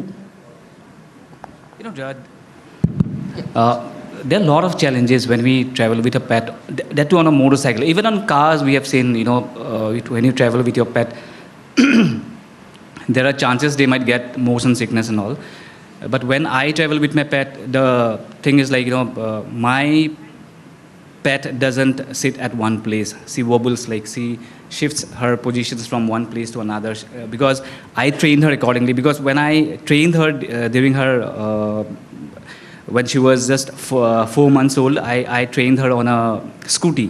So she had this tendency of looking ahead and going. So she always, on my back, she always has to be here or here. She cannot sit. So these are certain problems, like she wobbles, and then my motorcycle wobbles at the same time. Now that she has gained a little bit of weight, these are a few challenges. And sometimes what happens, like, जब मेरे doggy को कोई दूसरा जानवर दिखता है, तो she has this tendency of barking का तो है ही, बट जंप करने का भी थोड़ा सा टेंडेंसी रहता है. But now she is trend, अभी इतना ज़्यादा जंप नहीं करती है. पहले एक बार ऐसा इंसिडेंट हो गया था, हम लोग सच पास जा रहे थे. दैट इज़ वर्ल्ड का one of the most dangerous passes है एंड रास्ता बहुत ही ख़राब है. I am sure Harshada and Sunny would know. वो रास्ता में बहुत सारे मंकीज़ भी होते हैं. So well we were travelling, we were just on a speed of 10 and 20. उससे ज़्यादा आप स्पीड में जा भी नहीं सकते हो बिकॉज वो रास्ता इतना ख़राब है. And there were literally 10-20 monkeys were ahead of us and Bella started barking and I don't know at one point वो कब मोटरसाइकिल से जंप करके गई and I was like there were two guys who were behind me. They saw, they said रुक जा bike रोक दे, इसने jump कर दिया है, probably she is hurt. तो वही फिर उसके बाद रोक के थोड़ा गुस्सा भी आता है, फिर उसको क्या गुस्सा करो because they are meant to be like that. So यही सब चीज़ें बहुत ऐसे कुछ चैलेंजेस आता है. फिर जैसे हम लोग दूसरे जगहों में ट्रैवल करते हैं, एक पेट फ्रेंडली एकोमोडेशन ढूंढना बहुत ही ज़्यादा मुश्किल हो जाता है. That is why I always carry my tent. I can so that I can pitch anywhere and I can stay. But ऐसा बहुत जगहों में हुआ नहीं है. कहीं पे भी हम लोग गए तो people are very friendly, very welcoming, very hospitable in the mountains और हिली एरियाज़. तो जैसे कि हम लोग नॉर्थ ईस्ट के पूरे ट्रिप में किसी ने भी हम लोगों को बोला नहीं कि आप लोग यहाँ पे रह नहीं सकते हो. They have allowed my pet to sleep on the bed even in Ladakh also. But yes, एक जगह में थोड़ा सा प्रॉब्लम हुआ था. That was in sorry to say that was in Punjab. वहाँ पे जब मैं अपने डॉगी को लेके गया था, they just charge me some extra money कि आपको थोड़ा सा पैसा ज़्यादा देना पड़ेगा, उसको बेड पे मत सुलाइए. But on a frank note I would say बोल तो देते हैं अपने तरफ से, but at the end of the day I always allow my pet to sleep on the bed wherever I'm traveling. So these are certain challenges. And now before I used to travel for desires या तो जो एक bucket list जो है उसको fulfill करने के लिए मैं travel करता था. But now I travel for a cause, that is to feed the stray dogs. And थोड़ा सा हम लोग देख के सीखते हैं. So एक चीज़ मैंने देखा कि रास्ते में जो डेड एनिमल्स होते हैं, चाहे वो डॉग्स हो या तो गाय हो, कुछ भी हो, जो इस time when we are coming back from north east, I literally picked a couple of dead animals like dogs and उनको साइड करके मैंने एक को तो दफना के लिटरली मैंने दफना के उसको गुड बाय कहा था.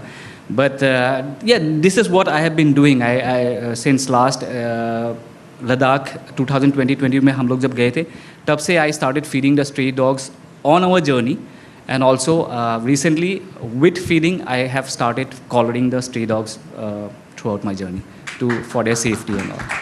Thank you so much. Before we run out of time, I have a couple of questions for each one of them, and that will give you an idea of what kind of riding they do and the locations which they love the most. So Harsh, starting with you, best riding road in India? Oh, that changes from year to year,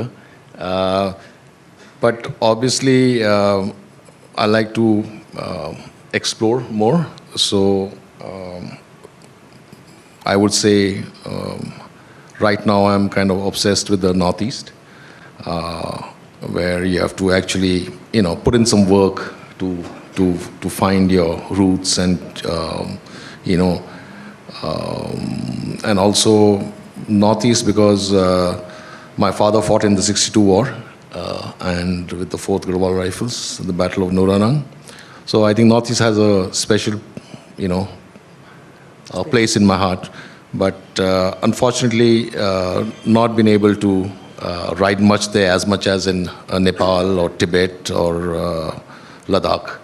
But Northeast is on the top of my list. Is the bucket list? Yes. Right. Sorry. What is your most adventurous ride till date? I would not say I would not say Ladakh because I've been to Everest Base Camp. That too on a by road, taking out the permit by myself. There was nobody to sponsor me. I just went on to be in Mount Everest Base Camp. It has a when you enter Nepal, you need to get a bhansa permit चाहिए होता है. तो उसका एक limit होता है. अगर आप लेट हो जाओगे तो उसके फ़ाइन भरना पड़ता है. सो एंड एक जगह के बाद there was no road. It was totally off road भी नहीं मैं बोलूँगा. इट वाज लाइक वहाँ पे 4x4 ट्रैक्टर्स चलते हैं या तो बड़े बड़े गाड़ी मतलब 4x4 ही चलते हैं. तो हम लोग बाइक से गए थे, that too with a dog.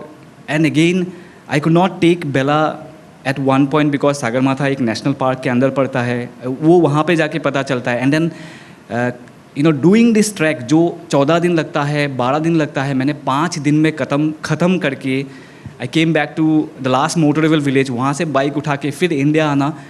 The entire trip was for 24 days, and I think that was the most challenging and also phenomenal experience.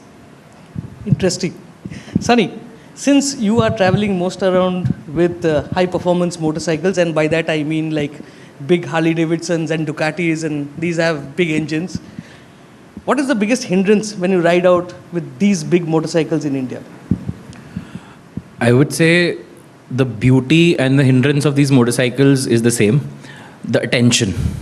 All right, when you take these big motorcycles, like मैं अपनी Harley Davidson को रथ बुलाता हूँ, because वो इतनी बड़ी है size में, it's got these bags, सामने music system लगा हुआ है, सब कुछ है, and the kind of attention it gathers is phenomenal. Like अगर आप से पूर्वांचल एक्सप्रेसवे पे ट्रैवल कर रहे हो, हर 100-150 किलोमीटर पे वहाँ पे PCR वैन्स खड़ी होती है स्टॉपेज पे, जहाँ पे कोई होता नहीं है, बहुत कम भीड़ होती है, very less people, right.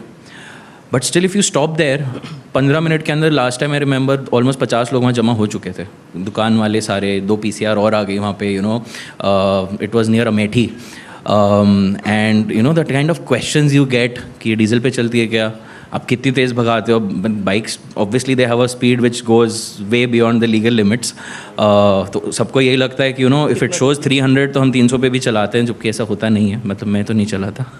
So and hindrance की अगर मैं बात करूँ, so there are times where people try to chase us, people try इनको प्रोवोक करते हैं. बड़ी बाइक लेके जा रहे हैं, हम भी अपनी बाइक चला रहे हैं, छेड़ते हैं, थोड़ा सा प्रोवोक करते हैं. And in that moment, your maturity, your your calmness comes into picture, where you're getting provoked. कोई बात नहीं, it's okay. You have a big bike. It's very easy for us to just whack the throttle और हम कहाँ के कहाँ होंगे. But then that's not just a danger for us, but also for them, because although they are the ones provoking us, to prove a point, they will be at a much higher speed. And one more thing that I would like to mention, that although the bikes that we ride are very fast, very heavy, just like an aeroplane, take off करना आसान होता है, landing मुश्किल होती है. Similarly in motorcycles, these bikes, the big ones, they also have amazing brakes, right? So for us, stopping is not as big an issue as somebody who's probably riding a smaller bike and he's at those same speeds, right? Smaller engines, same speed पे अगर चलते हैं, so they have more vibrations, more fatigue, people get tired more easily. Whereas the bigger bikes, if I am riding at say 100 kilometers an hour, it's much more calm, much more docile, easier to handle. So hindrance. But again, the reason I said कि beauty भी है is because I see a lot of kids, who come and talk. आप किसी गांव के बीच में से जा रहे हो, वो गांव चाहे कहीं भी हो, वो हिमाचल के किसी ट्रेल पे हो सकता है जहाँ पे सड़क भी नहीं है प्रॉब्ली, हम पत्थरों के बीच से वे riding there. It can be somewhere like say for example the Jaisalmer fort. It's a living fort, one of the only in the world, जहाँ पे आप अंदर अपनी बाइक लेके किले के अंदर बाइक चला सकते हो. वहाँ पे लोकल बच्चे आते हैं, आपसे बात करते हैं. And I feel that the gleam that I see in their eyes is something that I love motivating. अगेन वो आप किस तरीके से देखते हो, although it's an attention grabbing thing, वो देख के आए कि बाइक क्या है. But every time I stop, every time I interact with them, I always tell them that dream for these machines, buy them, but always make sure कि जैसे भैया यहाँ पे पूरा तामझाम लगा कि all the jackets and the helmets and guards and chest protectors and elbow protectors etcetera etcetera. I am like, you make sure that you ride safe. I mean we have amazing roads, amazing beautiful destinations, but सरकार आपको सड़क बना के दे सकती है, licence दे सकती है, but it's ultimately you who are responsible for your own safety and the people you are around. Perfect. So I guess to sum it up then, we come back to the same point. India is a beautiful country. Go out on the roads, explore the country, whether on a motorcycle, well, it's good for us. You join the community and just go out and explore. Thank you guys. Thank you so much for your time. This is really wonderful. Thank you. For this virtual road trip on the bike, I kindly request you to please remain on stage. I would like to call India Today CEO for Publishing, Mr. Manoj Sharma, to come up on stage and hand over the token of appreciation to the esteemed guests.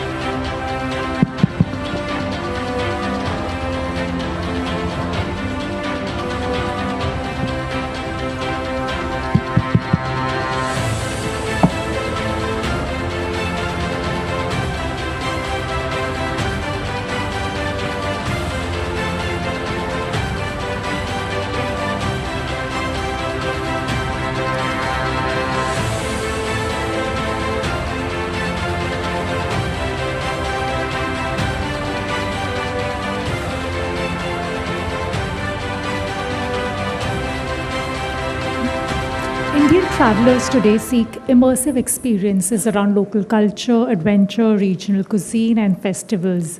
Recognizing this shift, several state governments are stepping up their tourism game by moving beyond historical monuments and sightseeing to offer experiential journeys that cater to the evolving preferences of the modern traveler. For the panel discussion, From Heritage to Experiential, Revisioning Tourism Strategy in the States, I would like to invite the session speakers on the stage. Sachin Ramachandra Yadav, Director Tourism, Government of Odisha. Please come, requesting you to please come on the stage, sir. Gayatri Rathod, Principal Secretary, Tourism, Government of Rajasthan. Mansi Sahai Thakur, Director and Commissioner, Himachal Pradesh Tourism. And Nand Kishore, Managing Director, Bihar State Tourism Development Corporation. Moderating this session is India Today's Executive Editor, Kaushik Deka. Welcome, everyone.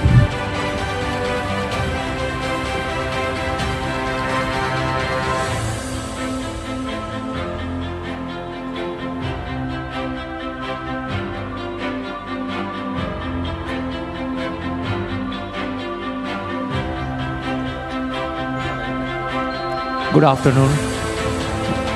For a great tourism experience, it's very important that private players and public players both come together.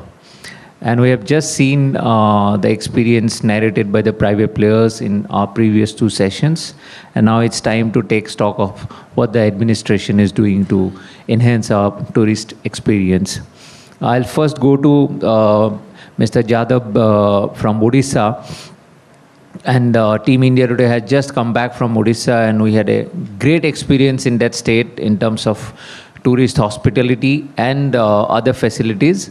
And why not? Because in last year, the data for 2022, it has come out, and we saw that there was more than 800% increase in the foreign tourist inflow, which is very significant. So what has Odisha done differently? Because we also saw Odisha administration going to Hanoi, to London to promote tourism for the state, and there would be a direct flight between Bangkok and Bhubaneswar. So what is it that Odisha is doing apart from giving tourism the industry status? Thank you. First of all, let me congratulate India Today and also thank for giving this platform to government officials to interact with. And it was a pleasant surprise to see the structure of today's interactions. First museums, then travel and stories, all experiential things out of the box. It is essentially a surprise, a pleasant surprise. So I must congratulate India Today for this thing. Earlier on this occasion also, I have expressed this thing that a major publishing house like India Today, mainstream publishing house, giving such an important center stage to a sector like tourism, which is essentially, even in government parlance also, see our government departments also, tourism is not one of the core departments, so to say. But recently, some of the state governments, including Odisha, they have realized the importance of tourism from industry perspective. So, Tourism earlier used to be attached as a leisure part, an activity, leftover activity kind of. So now that is not the case. Was one statistical indicator which last time also on this stage I had mentioned this particular aspect. I will try to reiterate that thing. If you see the hike of budget over last 10 years, 10 years ago, the budget of tourism department in government of Odisha, it was 65 crore. 65 crore. This year, just day before yesterday was the last date of sanction of all the tourism budgets. I have signed sanction orders worth 712 crore rupees. Just 2 days ago. And in coming year, I'm afraid I am staring at a figure of 1,000 crore plus. Why? With fear? It's a challenge to spend. It's a challenge to your imagination. How we are going to plan the activities. How we are going to take the private sector also on board about these things. It's not about just spending the money. Now what Odisha is doing and what it is doing differently. I won't say just Odisha alone. Many other states are there. But to say Odisha, because yes, Odisha has started late because of the priorities the state had. 20 years ago, state had tremendous challenges to face too. Natural disasters, starvation deaths, those were the news 20 years ago. We have overcome all those things and we have come at a juncture where we can afford to give priority to a sector like tourism. We can afford to look at tourism as an industry, as a budding industry. It's not just even 1 year complete. Last May and June, Odisha government, and I think probably it is the only state in the country which has given the support of viability gap funding for direct flight connectivity from Bhubaneswar to 3 major connecting hubs. One in Dubai, Singapore and Bangkok. Following this, Odisha Tourism took the cue and we organized road shows in those important international cities. Plus, we went ahead to Vietnam also, wherein we found the opportunity of showcasing the heritage. Now today's theme is heritage, so I must mention this thing, Buddhist heritage. Now not many people know about Buddhist heritage of Odisha. That is why we call in our tagline is also India's best kept secret is because of that thing. There are many more stories to tell about Odisha that need to be unearthed. So what, again, coming back to the core question of yours, what Odisha government is doing. Odisha government understands what needs to be done in tourism. 3 things need to be done. Number 1 is creation of infrastructure, tourism specific infrastructure. So be it for day tourists who will be coming to a particular spot, be it for tourism infrastructure for the investors to create their hospitality hubs in those areas. It could be amusement parks, it could be hotels, it could be restaurants. Second thing, attracting investment. Now it follows the first thing. So for attraction of investment, then there are things like formation of tourism policy, which is not a different thing. It has to be done by every government, like that we are also doing. Creation of land bank. More than 5,000 acres of land is readily available on the shelf. You come, you select the land parcel and need to take it. Very speedy process of single window approvals. And third important thing is promotion and branding, which I believe we have done a lot of investment in these areas. Why I say investment? The private sector, barring big players in the private sector, the stakeholders in tourism sector, they are spread in unorganized sector mostly, and they are very small players, be it tour operators, be it hotel operators. So barring the big chain of hotels, these small stakeholders, they cannot afford to go big way branding. So therein the role of state comes in and we step in. And our promotion includes the promotion of our stakeholders also. To that effect, like GITB in Jaipur, we also have our own flagship event of OTB, Odisha Travel Bazaar, wherein we give stage for our own stakeholders to interact with domestic and foreign tour operators. Just last month, we concluded our 5th edition of OTB, wherein 55 foreign tour operators from 18 countries and 70 domestic tour operators from 20-odd states, they had participated. For a state like Odisha, which is emerging now, I believe these are good numbers, and although we have not arrived yet there, but we are going in the right direction. That much I can say. Thank you. Thank you. Rajasthan is already much known in this tourist circuit. But your tourism minister, Diya Kumaris, he has recently set up a 100-day agenda. And also the tourism department is scouting for some new destinations, so to attract more tourists. Could you elaborate more on this, Mr. Rathore? Yeah, thank you very much. And as you rightly pointed out, that traditionally Rajasthan has been a very tourist-friendly destination since, I mean, if we say from the decade of 70s or 80s, tourism has been one of the major contributors to economy.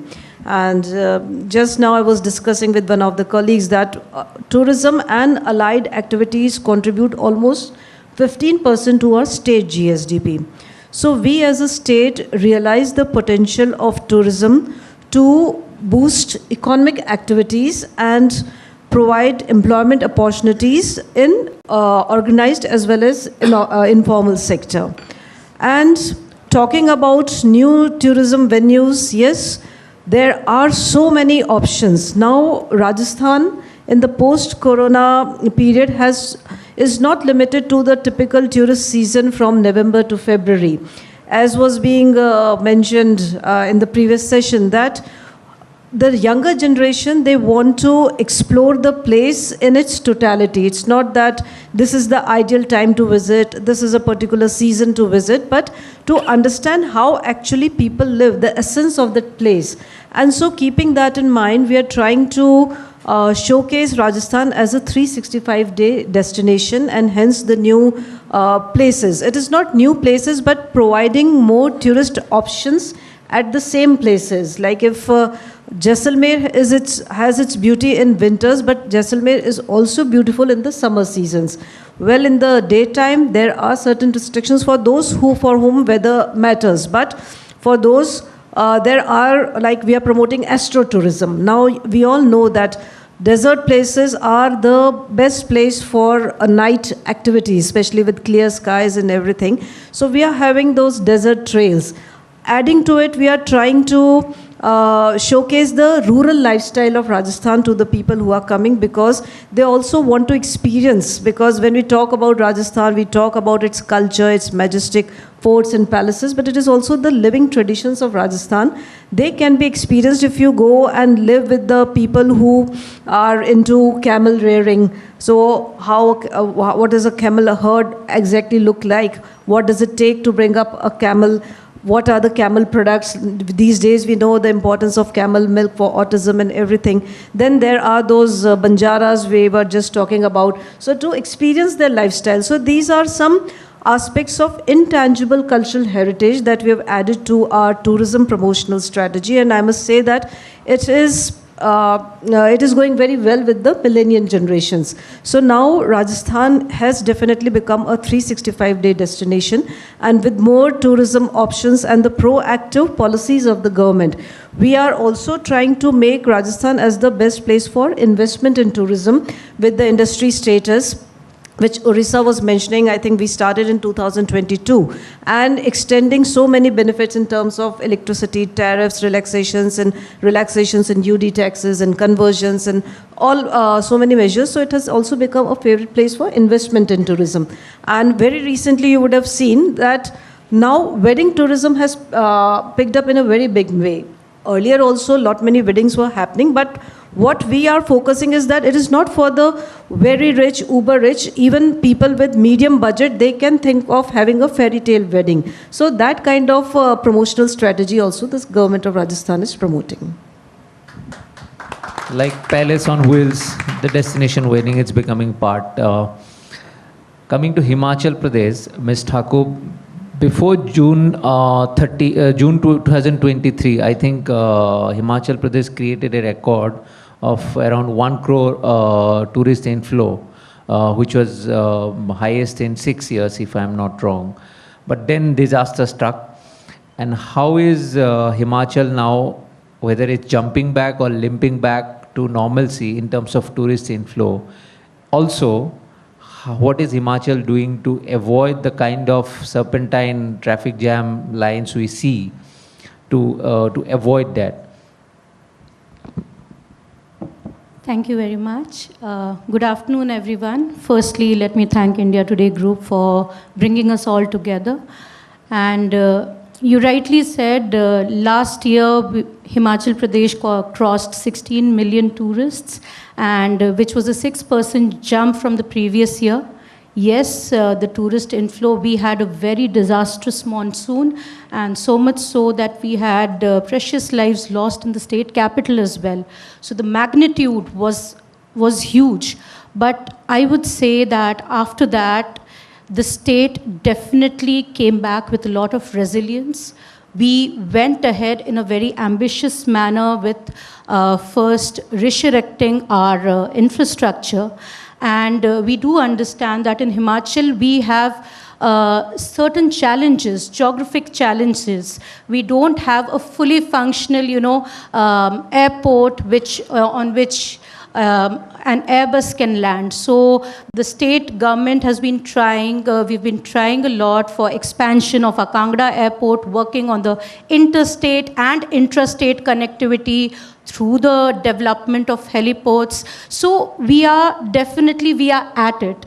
But I would say that tourists have also, I should really thank the tourists, both national and international, for showing their confidence in Himachal, because we still have, as I talk to you, we are also promoting Himachal as a winter adventure tourism destination. So we are having these, La Himalaya, Mountain Goat, expedition trails to the interior parts of Himachal. Yes, you're right when you talk about the serpentine traffic jams, but you must also understand that we have our constraints of space in a mountainous location. Even, Leh, it's a huge valley which has promoted the development of full-fledged airport. So we are trying to handle our constraints in a systematic way and work on how tourists can have a seamless experience. We are hosting the Asian Rafting Championship starting 3rd March. We are having the the 3rd edition of the Snow Marathon in Lahore, which will happen on the 10th of March. So we are trying to reinvent ourselves, and tourists are definitely giving us a very encouraging response. So these are various measures that we are taking, and at the same time, we are working very hard on our infrastructure. So Mr. Chengappa mentioned the importance of wayside amenities. It may be a small thing, but right now we are investing heavily in our infrastructure with the help of Asian Development Bank. We are coming up with wayside amenities. We are coming up with convention centers. People love going to Dharamshala. Then why not have the India Today Summit someday in Dharamshala? So we are working on those fronts, that how can we systematically manage large crowds, and what can we do about it? We are working at the levels of the district administrations as well, that how we can have different plans. However, the tourist inflow that we have noticed in Himachal is no longer a seasonal phenomenon. Now it is extending throughout the year. If I talk about the Lahore Valley, after the opening of the Atal Tunnel, you won't believe the valley has a population of around 30,000 people. We handled more than 8 lakh tourists. And we are coming up with the issues of how do we move ahead with our tourism in a sustainable manner. Responsible tourism is a big question for us, wherein it has 2 components, responsible tourists and we as responsible hosts. So our ecosystem, because it's a very fragile ecosystem, and talking about the main theme for today, heritage and reinventing it, so we are blessed with natural as well as man-made heritage structures. So we are trying to encourage people to discover the hidden gems of Himachal. So that is our overall strategy. We are moving slowly, but hopefully very steadily. Thank you. And hopefully someday we will, India Today will host an event in Dharamshala. Also, the best example of Himachal Pradesh hospitality was this new year, when the Chief Minister announced that all the drunk revelers would not be taken to lockup, but to their respective hotels. Going to Bihar, in terms of Indian history and heritage, Bihar has a very unique place. We know a lot of our past history is related to Bihar, and it had a very prominent, dominant place. But somewhere down the line, it lost its prominence, and now for many years it was known for the politics of Bihar mainly. So how is Bihar coming back to the tourist circuit with so many things to be seen in Bihar, definitely? Not just the Buddhist circuit, but many other things. So what is Bihar doing specially to attract tourists and also to provide them a good experience? Thank you very much. I thank India Today on behalf of Bihar government for organizing such a wonderful event. As you told, Bihar has a rich heritage, rich cultural heritage.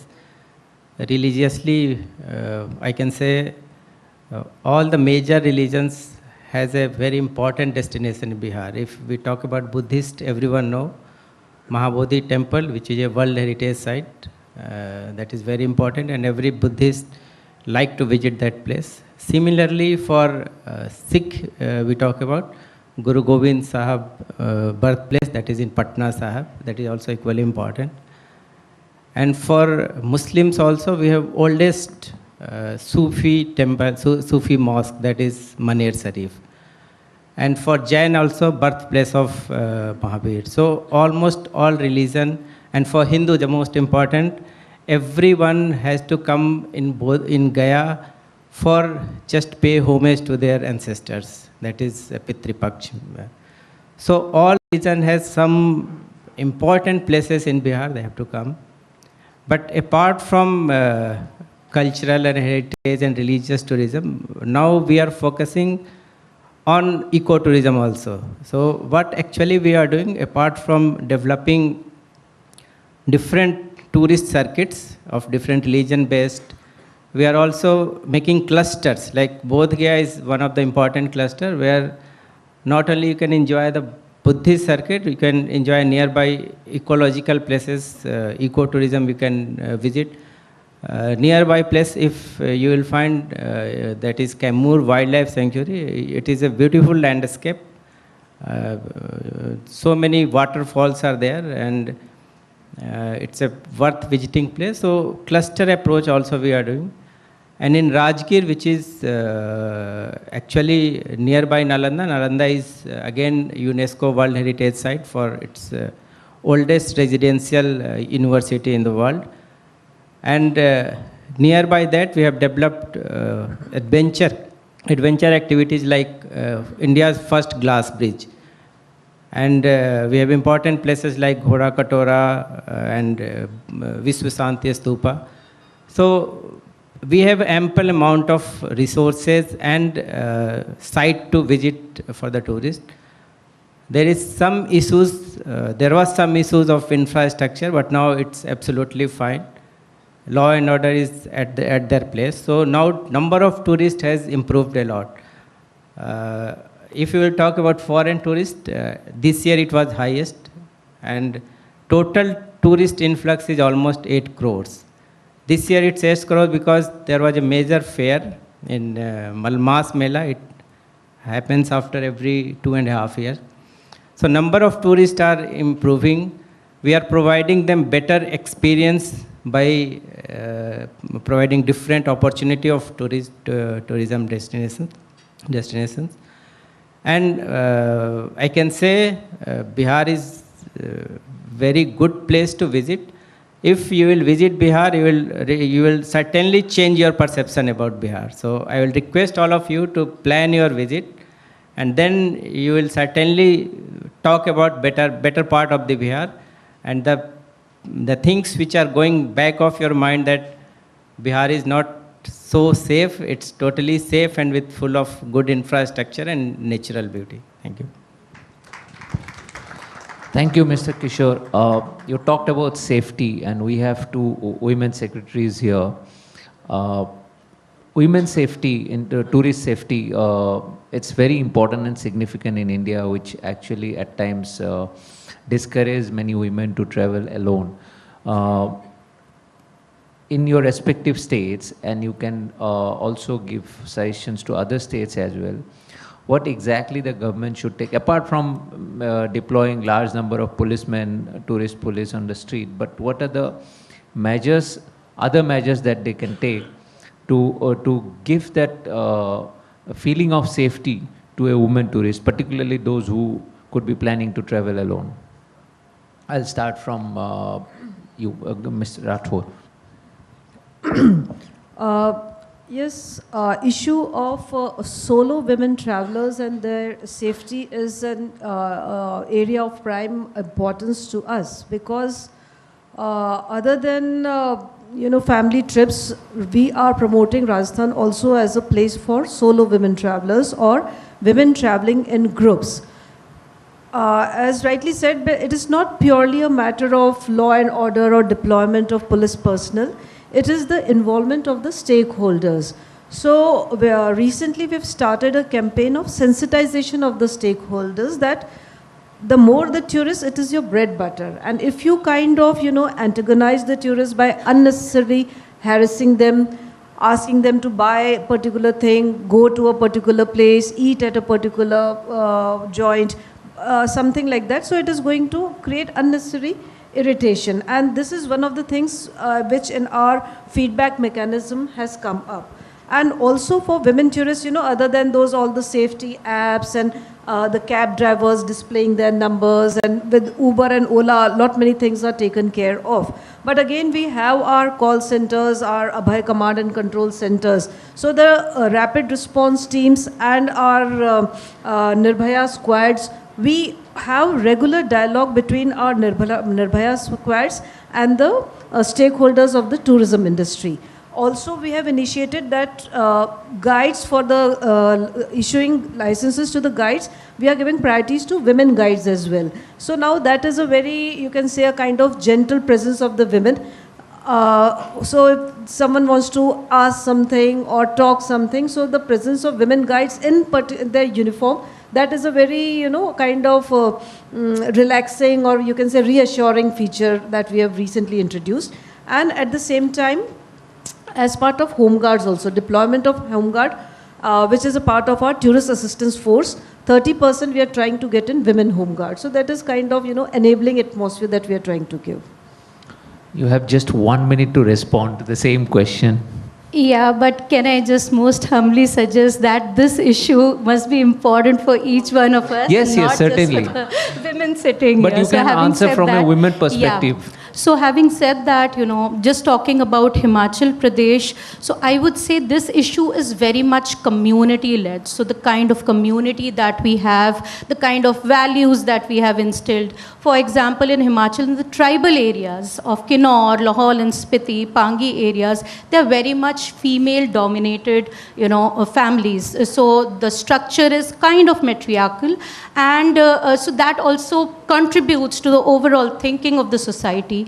Himachal in general is a very safe place. We definitely have in place the institutional mechanisms of, say, Mahila Thanas, Women Helpline. But overall, we also are, as a part of our strategy, we are trying to sensitize, say, various important stakeholders, the tourist guides, the taxi operators, and there are many, even the police personnel, and there are many women who are, who love to travel in groups and solo as well, even to our distant areas. And I would say that we are trying to take it up in a holistic way by instilling a general message of safety and security through our community in mass. Thank you. I wish I could take insight from Mr. Jadhav and Mr. Nandakishore, but as the clock says, time is up. Thank you so much for being part of this discussion. It was really insightful. It was wonderful having you all here. Thank you.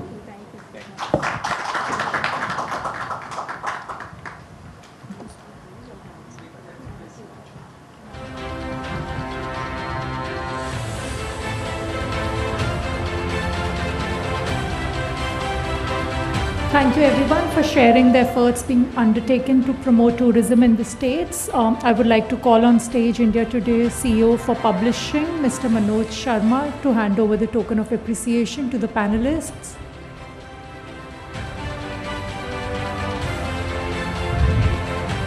I believe he is not here. I would like to call India Today's feature editor, Kai Fries to come up on stage and present the token of appreciation to the guests.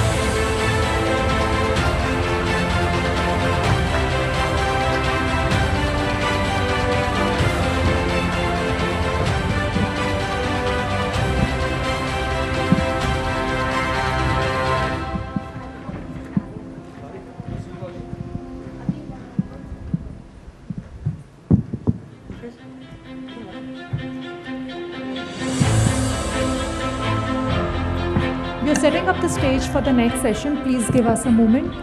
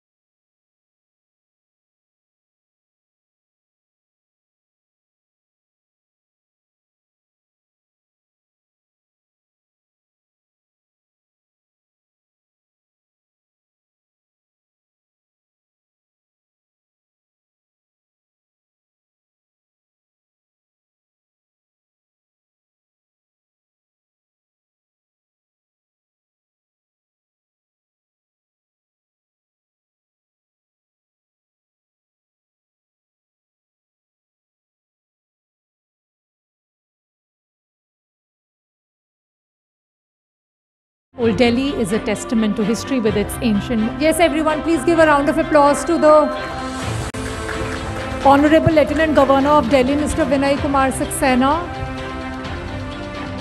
Raj, I invite you to take the session forward with the fireside chat with the Governor.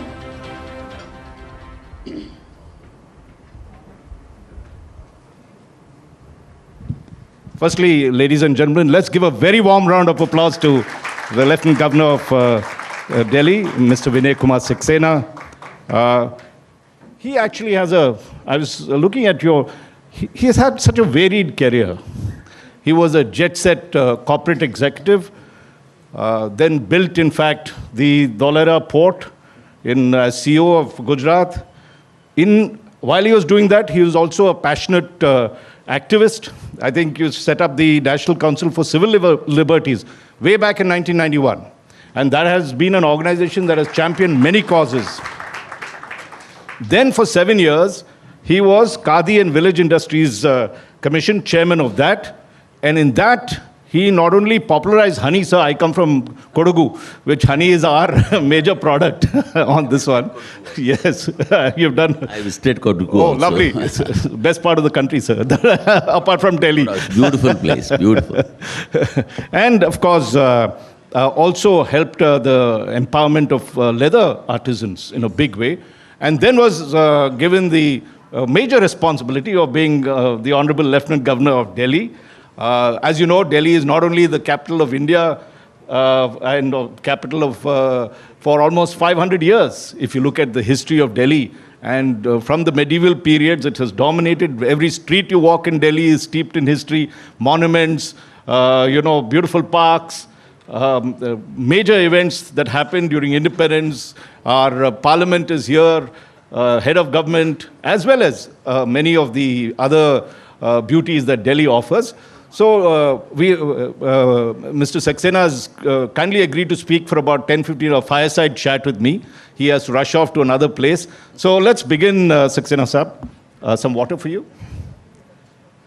Let's begin, Saxena Saab, with, Delhi is really the hub, if you look at it, in terms of tourists coming in. In terms of the airport, the maximum number of both foreign tourists as well as domestic passengers land up in Delhi. Yeah. What can be done to make Delhi truly the hub of tourism? What is being done now, and what do you think could be the areas you could push for? First of all, thank you very much for inviting me for this important event. और आपने जो पूछा है उसको मैं कहना चाहूँगा, Delhi is a very, very important city for the country. It's a national capital, no doubt in it. It can be converted into a heritage city. हाँ. यहाँ पर इतने monuments हैं, मैं समझता हूँ कि देश के किसी भी city या किसी भी state में इतने monuments नहीं हैं. But unfortunately, जो attention देना चाहिए था, वो नहीं मिला. Night life जो यहाँ होनी चाहिए थी, वो missing है. उसके साथ साथ जो एक कैपिटल सिटी की क्लीननेस होनी चाहिए थी, वो भी मिसिंग थी. Pollution is a major challenge in the city. Yes. Then garbage dumps, right, वो हमारे सिटी के लिए एक कलंक जैसे हैं. यमुना जो क्लीन होनी चाहिए थी, which can be beautified, right, और जहाँ पर वाटर फ्रंट बन सकता है, कभी उस पर अटेंशन नहीं हुआ. बहुत सारे चैलेंजेस हैं दिल्ली के अंदर. फ्रॉम द लास्ट 1.5 year मेरी कोशिश है कि हम दिल्ली को ट्रैक पे लाएं. उसी सिलसिले में मैं आपको थोड़ा सा शेयर भी करना चाहूँगा कि अभी क्या हुआ है. जो मॉन्यूमेंट्स हैं, जो ASI के मॉन्यूमेंट्स थे, उसको DDA ने अब लेना शुरू कर दिया है.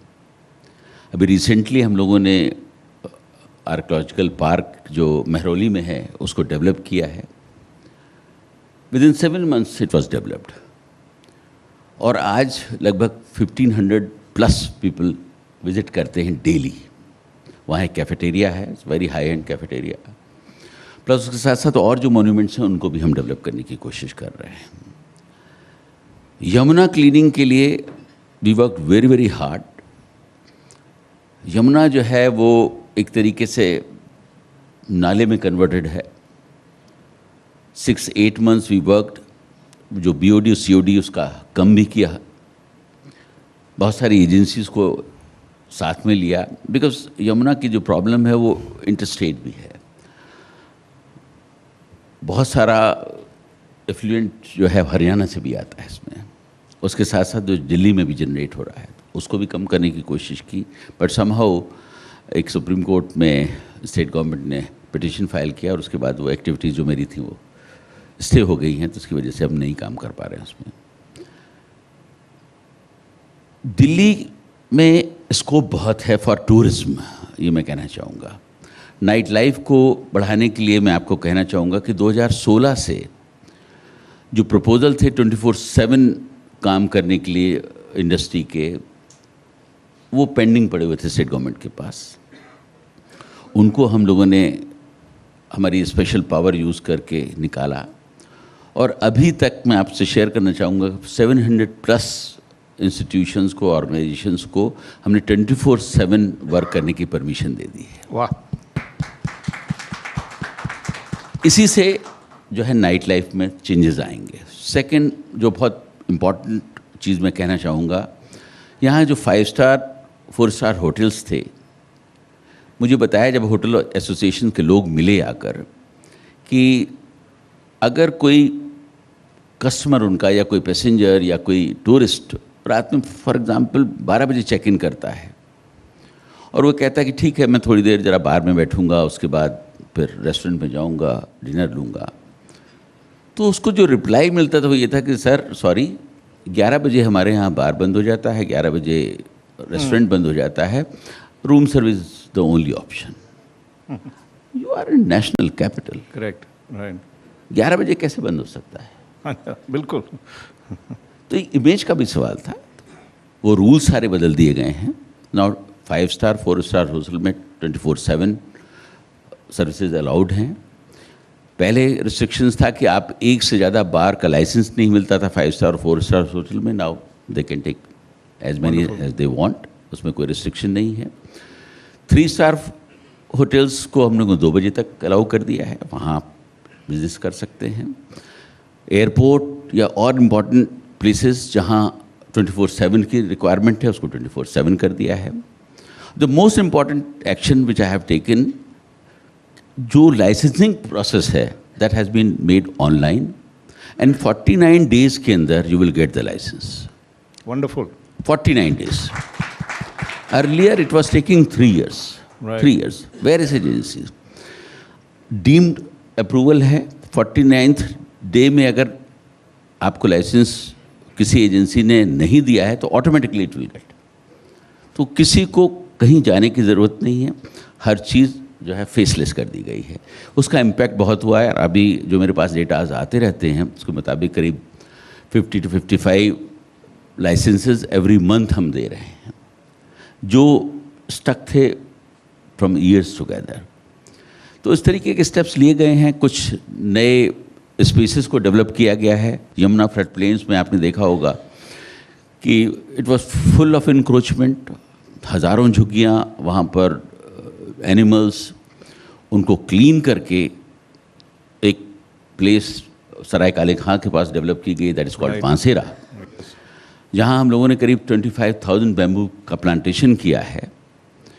और earlier it was a CND waste site, जहाँ करीब 2 लाख टन CND वेस्ट था।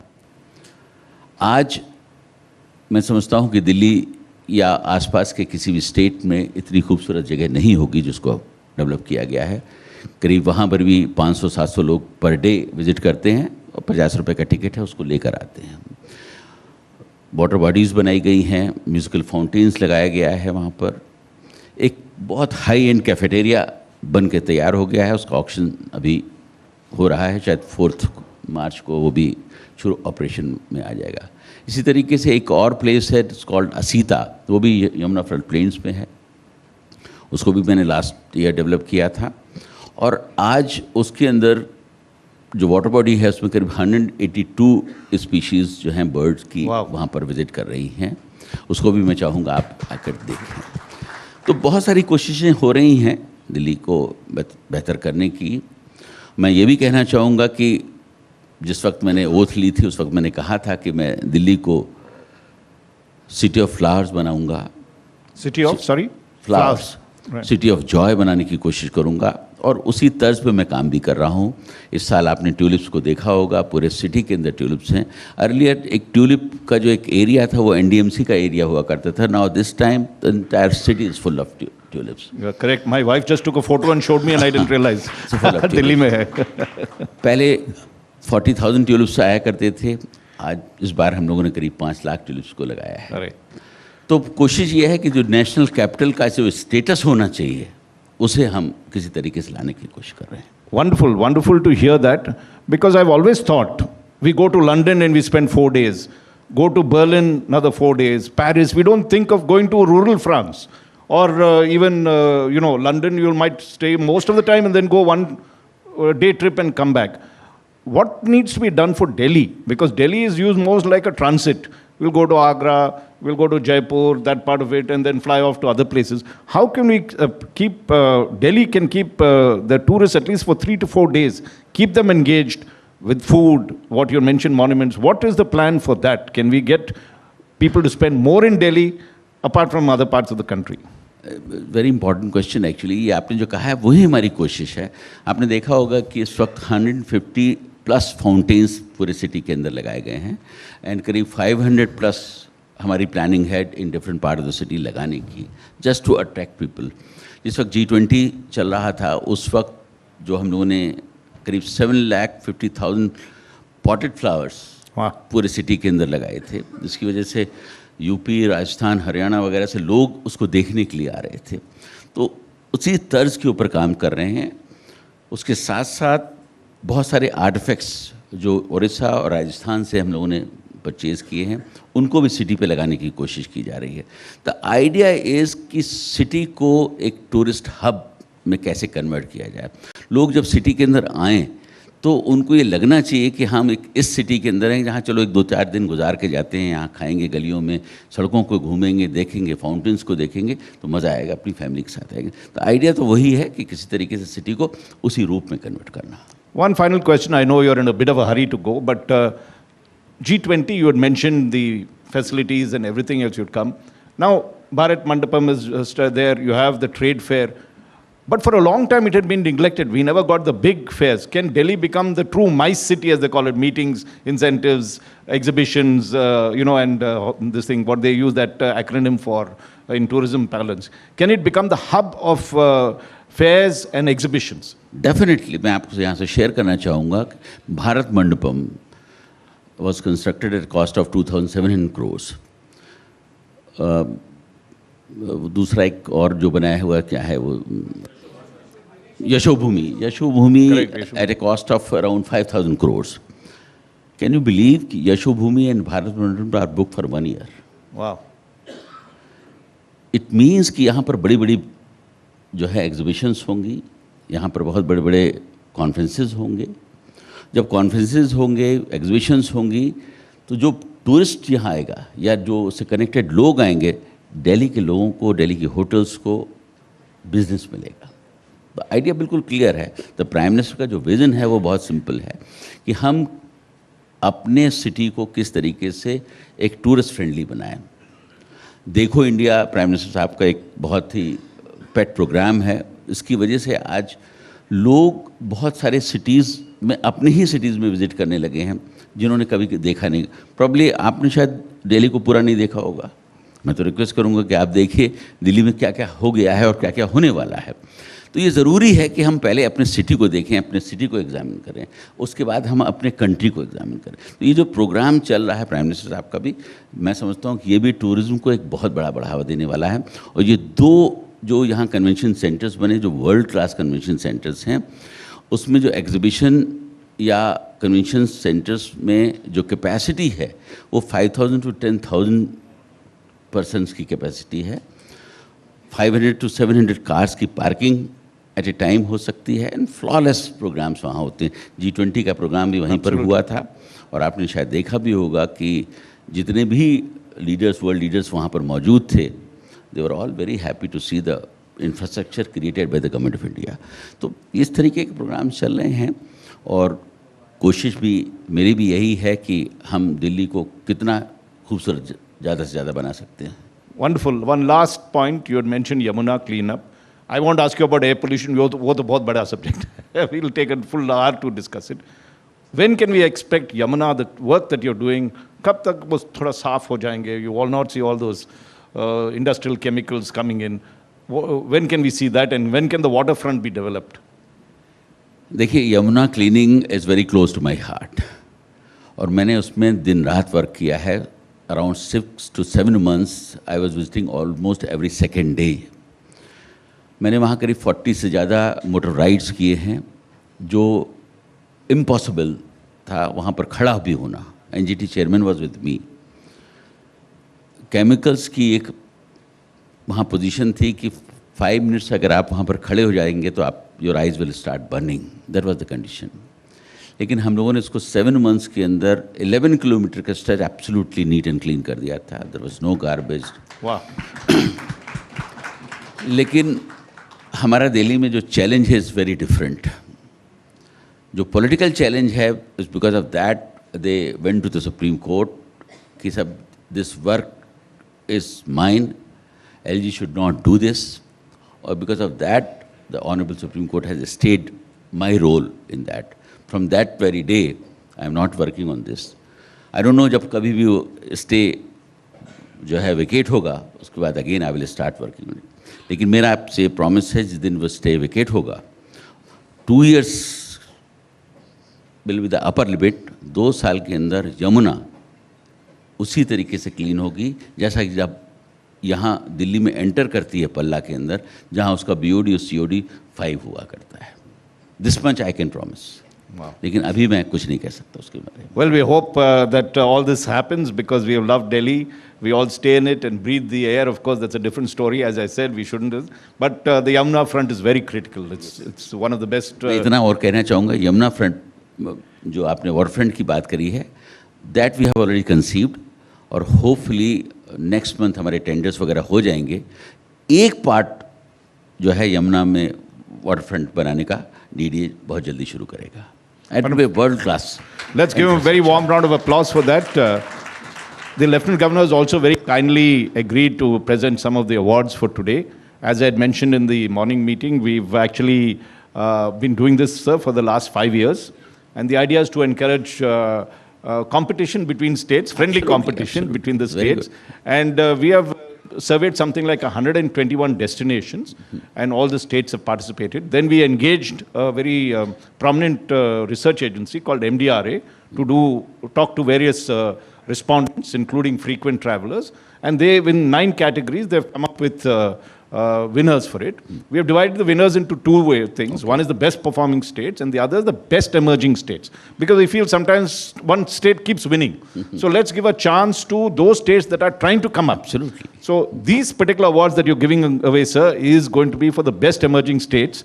So we'd be very honored. And Sonal, can you start the process for giving the awards? We'll just have these chairs cleared, sir, that we can just need to stand up for a minute. Yeah.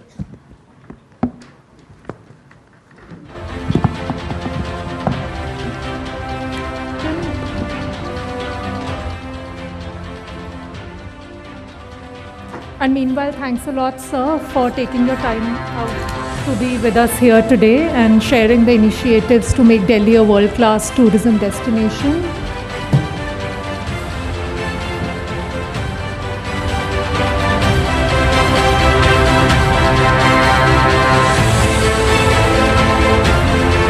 And now, it's time to recognize and honor the states for India Today's Best Emerging State Tourism Awards.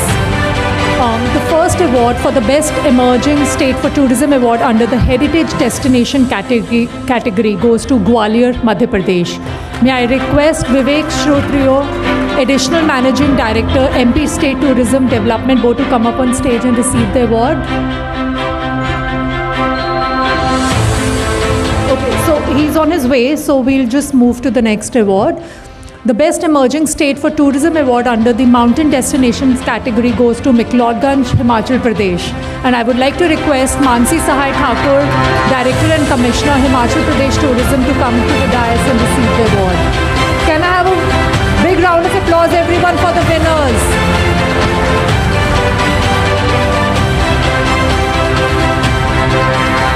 The Best Emerging State for Tourism Awards under the Wildlife Destination category goes to Blackbuck National Forest, Gujarat. And I would like to invite Harit Shukla, Principal Secretary, Tourism, Gujarat, to come up on stage and receive the award. Okay, he's also struck. I guess the traffic situation today is really bad. We'll move on to the next award. The Best Emerging State for Tourism Awards under the Festival Destination category goes to Sonpur Fair at Sonpur in Saran district of Bihar. May I request Mr. Nand Kishore, Managing Director, Bihar State Tourism Development Corporation, to come up and receive the award.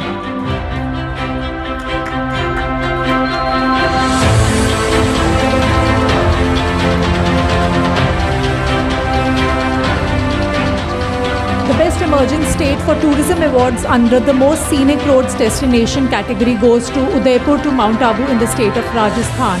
May I request Gayatri Rathore, IAS, Principal Secretary, Tourism, Government of Rajasthan, to come up and receive the award.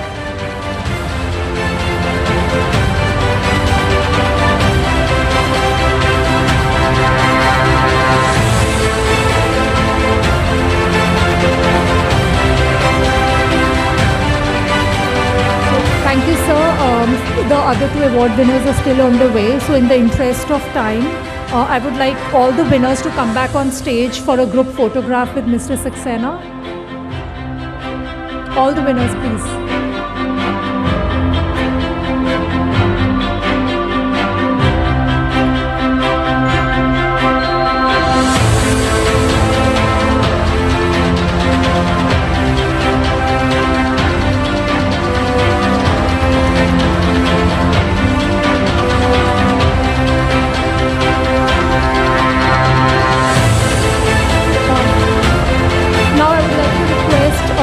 Our editorial director, Mr. Raj Chingappa, to hand over the token of appreciation to Mr. Saxena.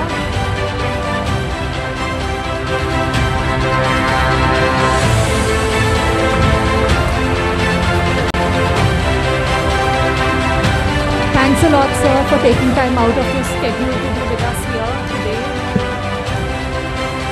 And with this, the Best Emerging States for Tourism Awards comes to a close. Congratulations to all the winners. And ladies and gentlemen, it's now time for a well-deserved lunch break. It is now being served on the lawns in the right. We will resume sharp at 2:45 for some exciting sessions. Enjoy your lunch and we'll see you back here shortly.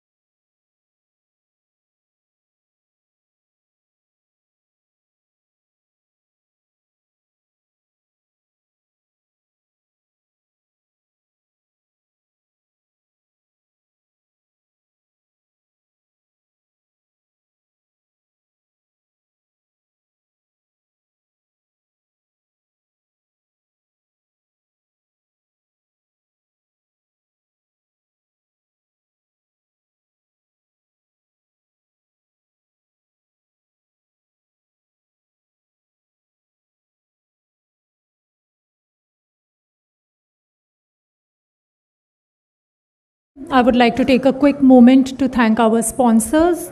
Powered by Gujarat Tourism, partners are Odisha, Uttar Pradesh Tourism and Delhi Tourism. Associates are Tamil Nadu, Himachal Pradesh and Rajasthan. Everyone, it's now time for the most awaited session of the day, the keynote address on rediscovering India. We are honored to have with us the esteemed chief guest, the Honorable Union Minister of Earth Sciences, Government of India, Shri Kiren Rijiju. Everyone, let's give him a warm round of applause. And now I invite India Today's Group Editorial Director, Mr. Raj Chingappa, to deliver the welcome address.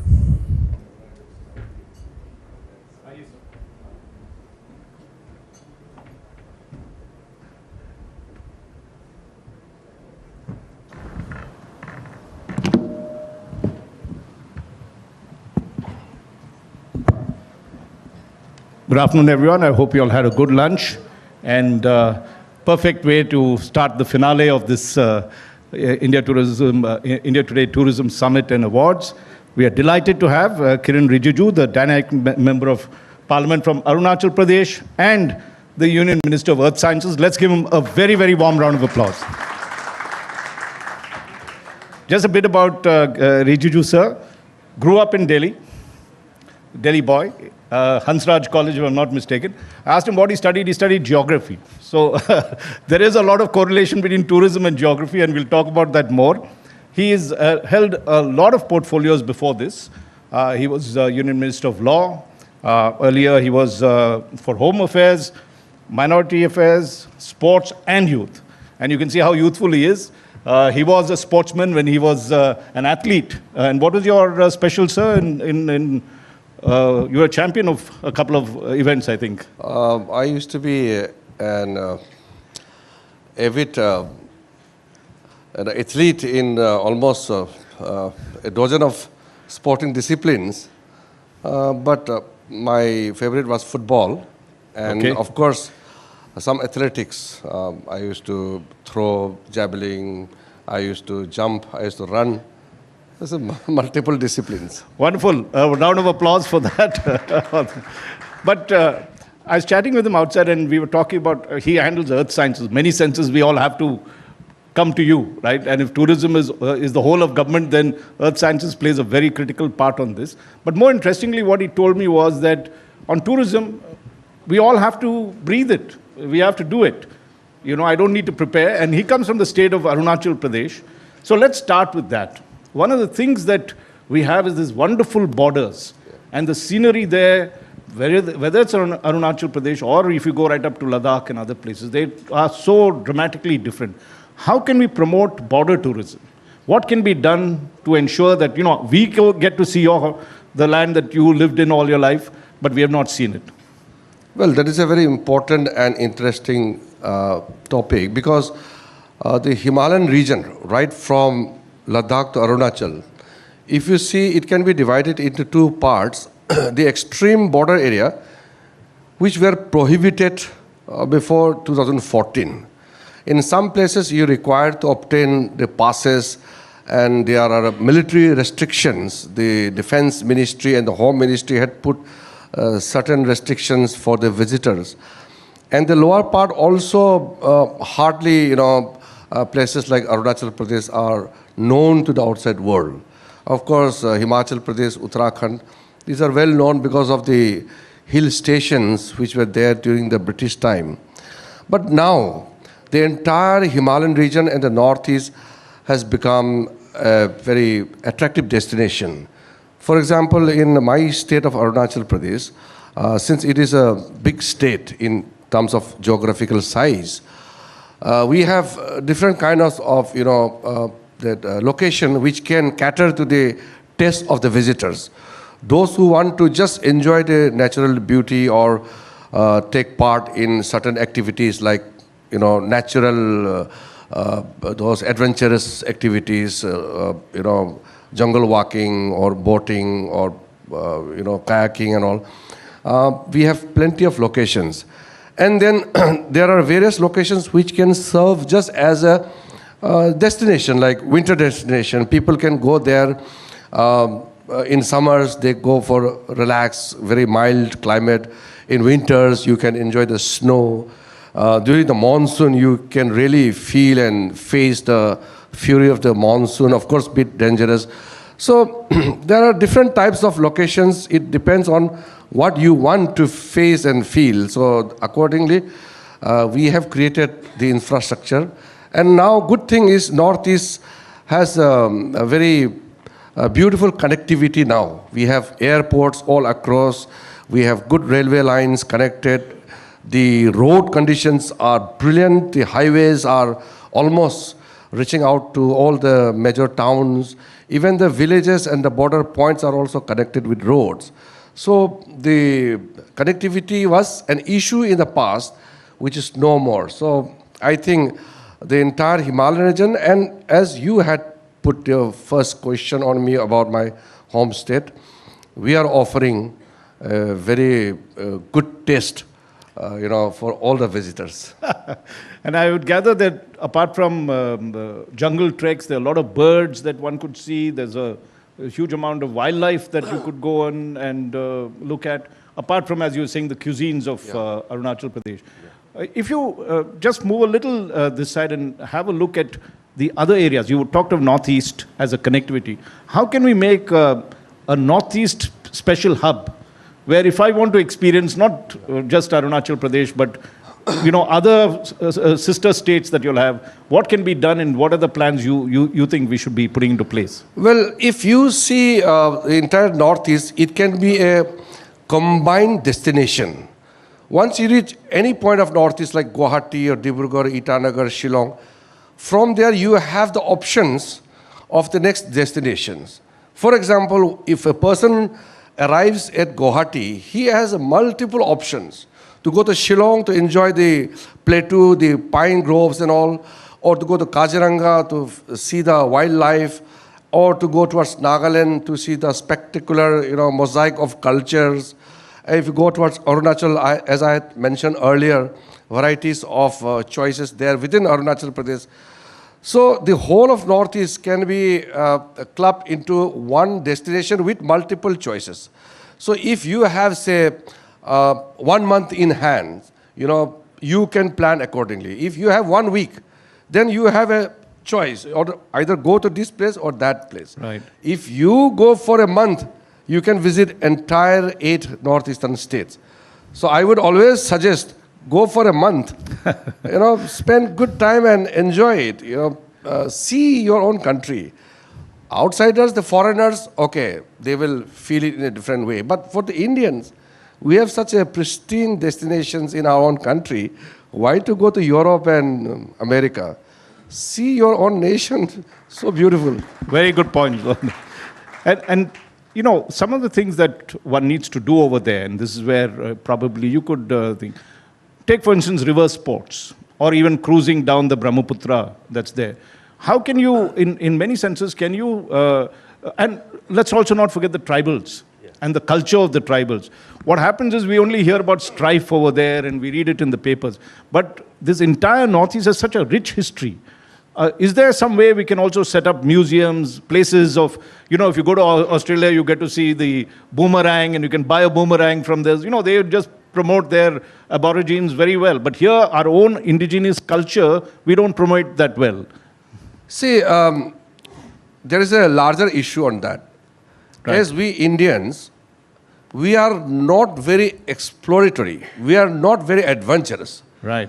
We Indians prefer to go to a settled destination. If you ask an Indian, where do you want to go abroad? He will say either Singapore, Bangkok, Hong Kong, Dubai, correct, or US. There are so many locations in the world. For example, in India itself, if you say go to hill station, immediately things come to your mind is, Himachal Pradesh, Shimla, Kullu, Manali, Mussoorie, Nainital. There are so many places much more pristine, much more spectacular than this hill station.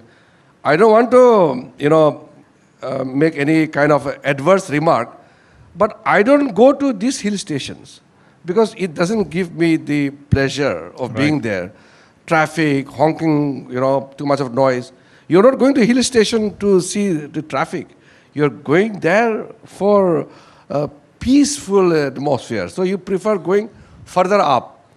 So that is why our taste, if we Indians, we look for the local cuisines, then you'll enjoy. But if you go and see, nahi, main to ye nahi khata hoon, I don't eat that, I don't want to taste, I'll bring my cooked food. You know, you have to be little adventurous when it comes to food. Of course, as you said, the heritage tourism is becoming a theme. Yeah. For example, if you go to Nagaland, Nagaland has, such a colorful, cultural, spectacular, display you see in Hornbill Festival or in a village. So the ethnic fashion show, ethnic cultural activities are becoming a big attraction. It's good because you should know the culture. It's not only about the place. It's about the people. It's about the culture of that place who live in that region. So it's correlated. That is important. So we must educate also. This morning, or actually afternoon, we had a whole session on museums. And one of the museums have come up in Arunachal Pradesh of those aeroplanes, American aeroplanes that had been lost, and they've all set it together, brought it together in terms of photographs. Is there a way that you think, if you had to promote the Northeast, supposing maybe your next portfolio will be tourism. Don't predict about the portfolios. Suppose you did, what would you do to make Northeast? Where are the 3 or 4 things you would say you need to focus on in terms of building Northeast, showcasing Northeast in a way that no one has done it, and also connecting it in a way that no one has done it before? See, if one thing which comes to the mind of not only me, for everyone, when you talk about Northeast, is the environment there. It's so different. And Northeast is one of the hottest biodiversity spots in the world. Right. The natural flora and fauna in Northeast offers you so many things. For example, in Arunachal alone, we have more than 600 different kinds of orchids, which is not found anywhere in the world.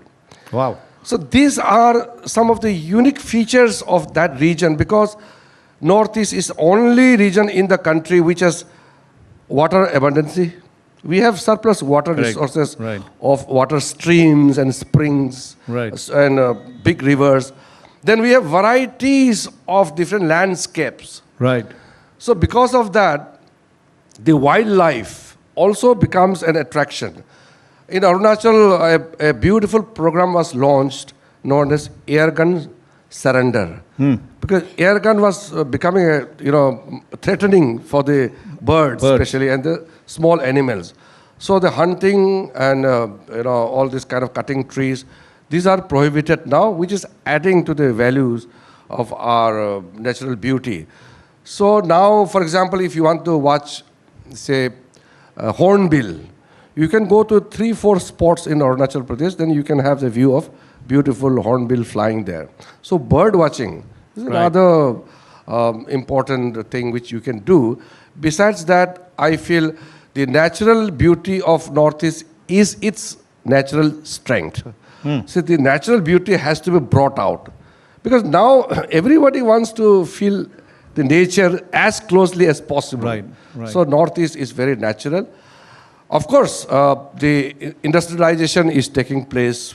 There are lots of modernity which is running into conflict with natural stuff there. But having said that, I think we are quite successful so far in terms of maintaining our natural beauty and also progressing. So sustainable development in a very controlled manner. Very important. Very, very important, the green tourism, as we call it.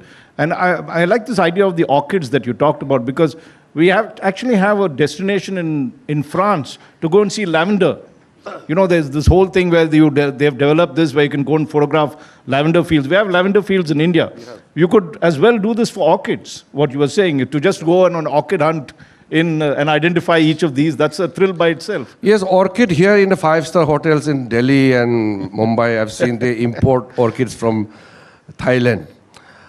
The orchids in Arunachal Pradesh are better quality than the orchids in Southeast Asian countries because of the wonderful climatic conditions which we have. Our people, some of them I have seen, they tried farming orchids, but it's a very expensive business. Right. The maintenance itself is quite technical. You know, you have to be well equipped to take care of the orchids. But now, as I said, because of the better connectivity, we can make the same orchid reach Delhi, you know, within a matter of 4 to 5 hours. So now, since we have market because of better linkages, I think orchids is becoming a big product for Arunachal Pradesh. Finally, before I move away from Northeast, because I think it's a very, very important development, and since you are there, I think it's one of the things that we should do is do a blueprint for Northeast tourism and development. Where can we, in terms of, say, you see, people like to stay in places, maybe the wilds, whatever. What can be done in terms of incentives to make private industry, apart from government?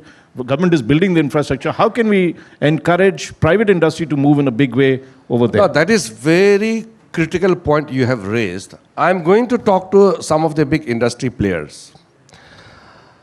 We need high-end resorts and hotels also, so that we can have international conferences, we can have good events.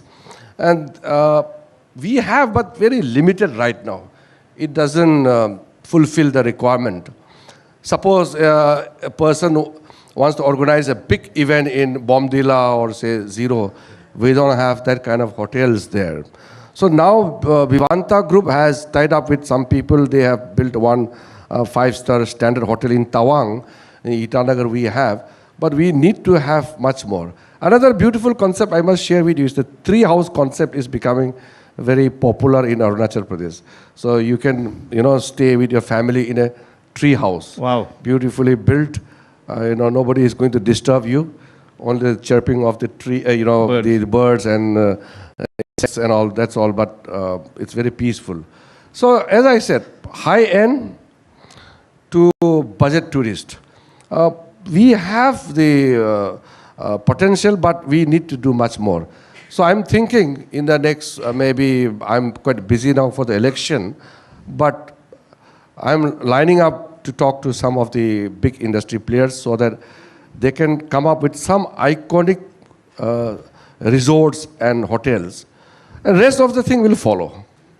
I'm going to just move to 2 areas of yours, and then we'll wind up, and then we'll have the thing. But I know time is running out for you. But one is earth sciences, and the meteorological department comes under you. Is there, and tourism is so dependent on the weather, everybody has to plan. Is there a way that, given our strengths in data, to have a complete website? So if I have to check weather in Arunachal, weather here, actually build very accurate weather predictions so I can plan my tour in a manner that suits the weather and suits me as well. Yeah, weather condition is very critical for everybody because you must know what is the weather condition of a particular place, because these days, because of the climate change and different kind of weather climate phenomenon, you encounter different kind of situation unexpectedly. Now we have launched INSET 3SD just 12 days back. I was there in Sriharikota. Wow. So I spoke to the ISRO chairman and other senior scientists. So our satellite INSET 3DS is now placed in orbit. In next 15 to 20 days, it will be corrected in the right course and place it so that it can start its service.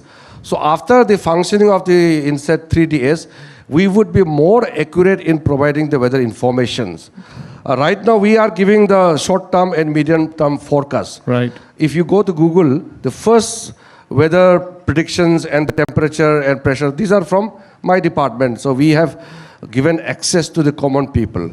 So after acquiring the high-power computer, the supercomputer, which we have right now is around 6 petaflop capacity. We are looking for acquiring 18 petaflop capacity.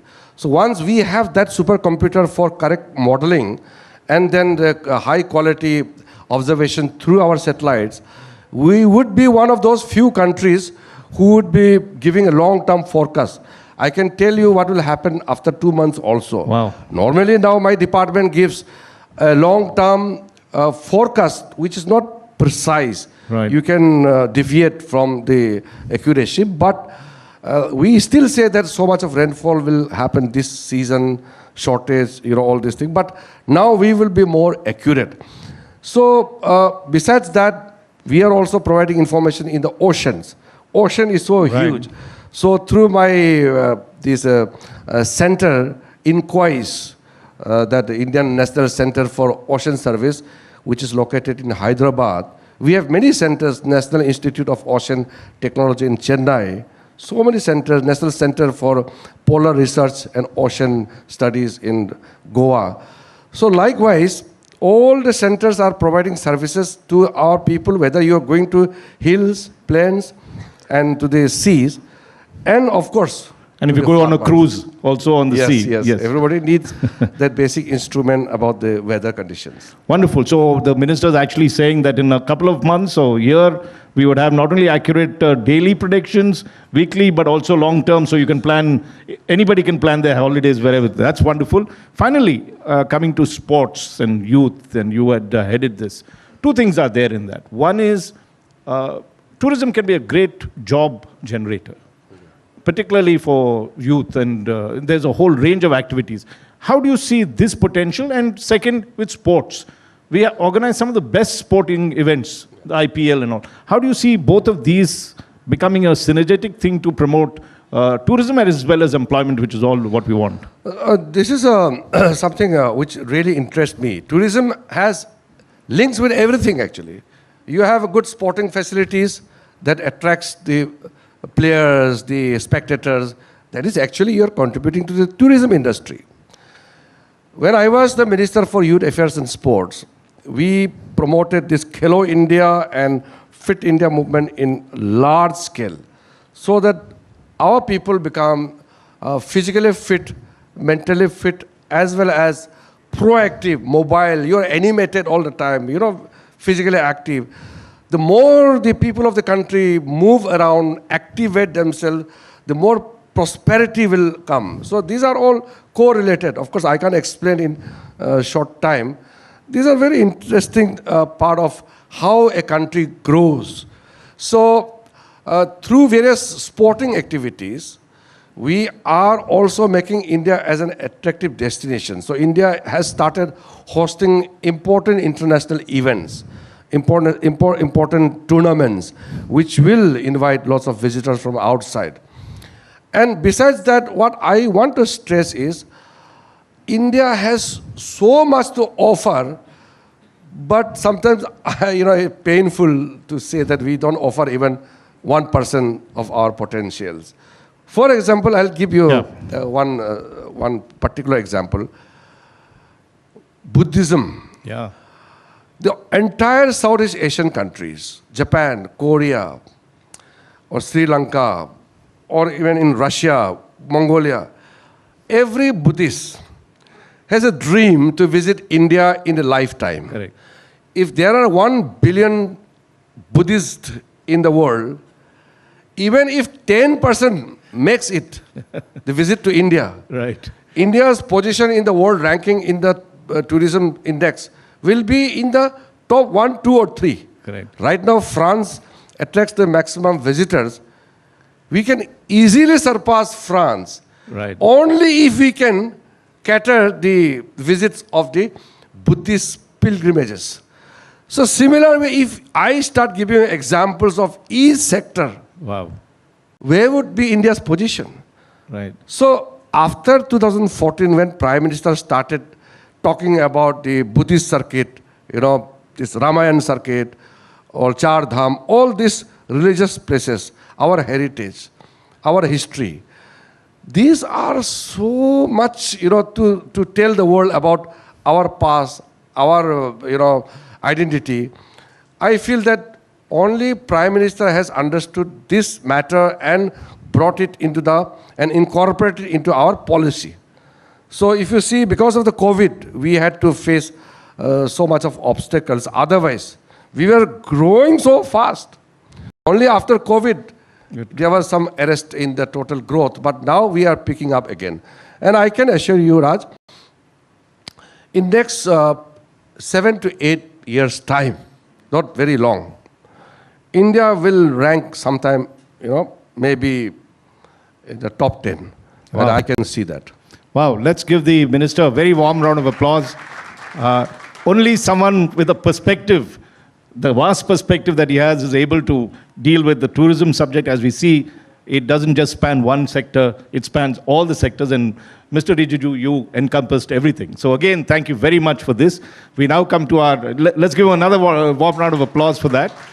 And we now come to our final part of our program. Just to brief you, Minister, we do this every year, an annual summit. We've been doing it for the last 5 years. And what we try and do is to create friendly competition with states. So we have about 121 destinations with all the states participating. And we then do a survey. One of our research agencies, MDRA, which also does our State of the States and other surveys for us, does interviews across of all stakeholders and frequent travelers, and comes out with winners. So we've divided it into two. One, the emerging states, which we've already done in the morning, and the best performing states is, in terms of destinations, is what we would, we have invited you to present. So if you don't mind, let's begin the presentation ceremony for the best performing states in tourism. Thank you. Thank you very much. Please do give us a couple of minutes because we'll set the stage for the next session.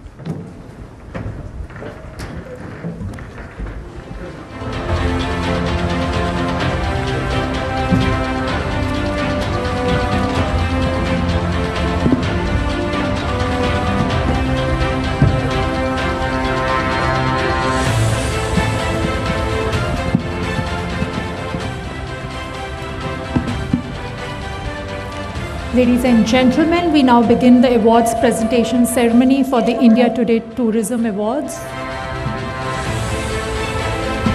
The winner for Tourism Awards under the category Adventure Destinations is Valmiki Tiger Reserve, West Champaran in Bihar.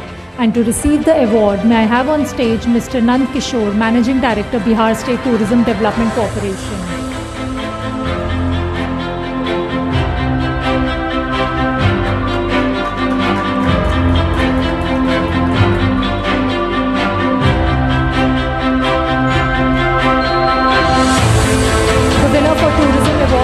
Category Beach Destination goes to Polva Beach in South Goa. To collect the award, I would like to call upon Government of Goa Secretary for Tourism and IT, Sanjeev Ahuja.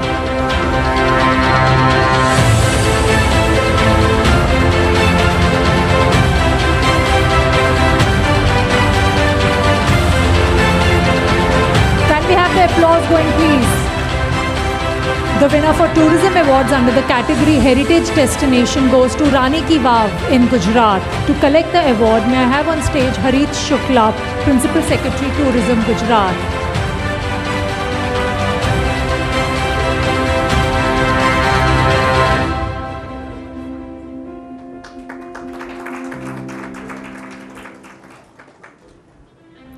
The winner for Tourism Awards under the category Mountain Destination goes to Kaimor Hills in Rohtas, Bihar. To collect the award, may I have on stage Nand Kishore again, Managing Director for Bihar State Tourism Development Corporation.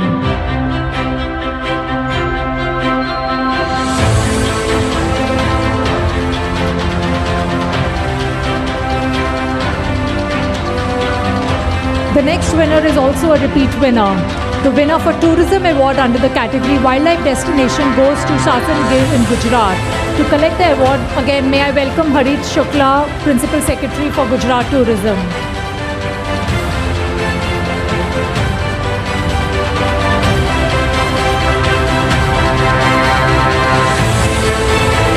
The winner for Tourism Awards under the category Iconic Landscapes goes to the Great Run of Kutch in Gujarat.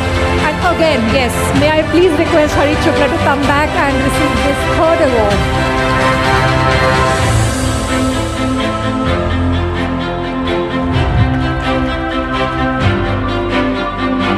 The winner for Tourism Awards under the category Spiritual Destination goes to Puri, Odisha.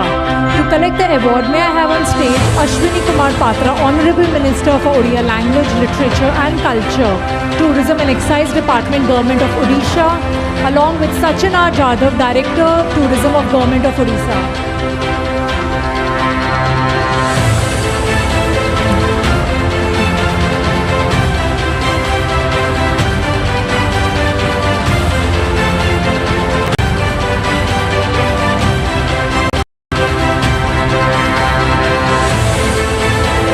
The winner for Tourism Awards under the category Most Scenic Roads Destination goes to Yercaud, Tamil Nadu. To collect the award, may I have on stage Mr. N.P. Shivaraj, Tourist Officer, Government of Tamil Nadu, and M.G. Dhanasurian, Assistant Tourist Officer, Department of Tourism, Government of Tamil Nadu.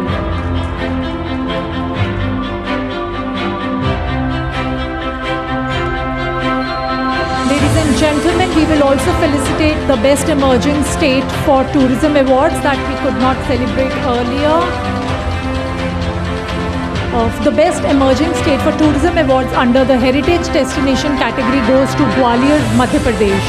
May I request Mr. Vivek Shrotria, Additional Managing Director, MP State Tourism Development Board, to come up and receive the award.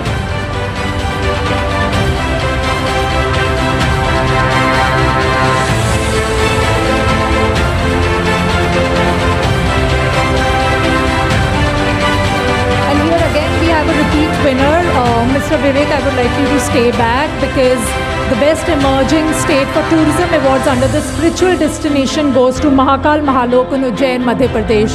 Can we have a big round of applause, everyone?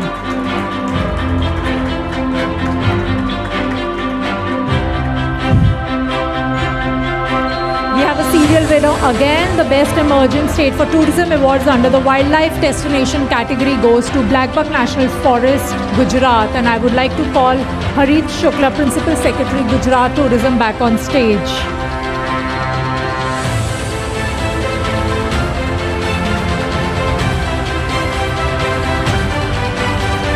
Raj, now I would like to request everyone and all the winners to come back on stage for a group photograph, please. With your trophy. Multiple trophies for a lot of our winners.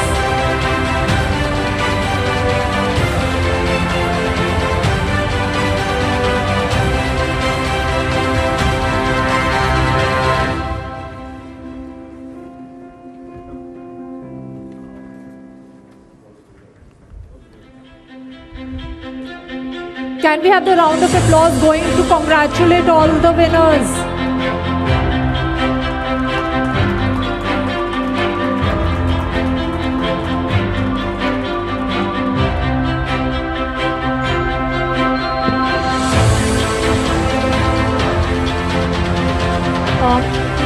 Raj and Mr. Rijiju, I would like to request you to stay back on stage. Raj, I would like to request you to present sir a special memento.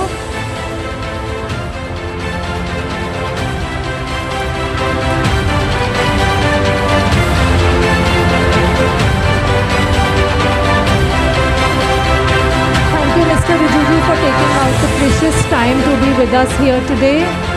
And this brings us to the end of an insightful travel event. I would like to express my gratitude to our audience for spending their day with us. A special thank you to all our panelists for sharing their perspectives and our moderators for facilitating the conversations.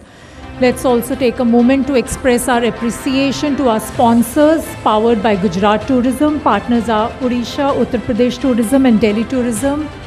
Associates are Tamil Nadu, Himachal Tourism and Rajasthan. I do hope these insights have fueled the passion for travel and exploration, and we look forward to welcoming you back next year. Safe travels to all. Goodbye.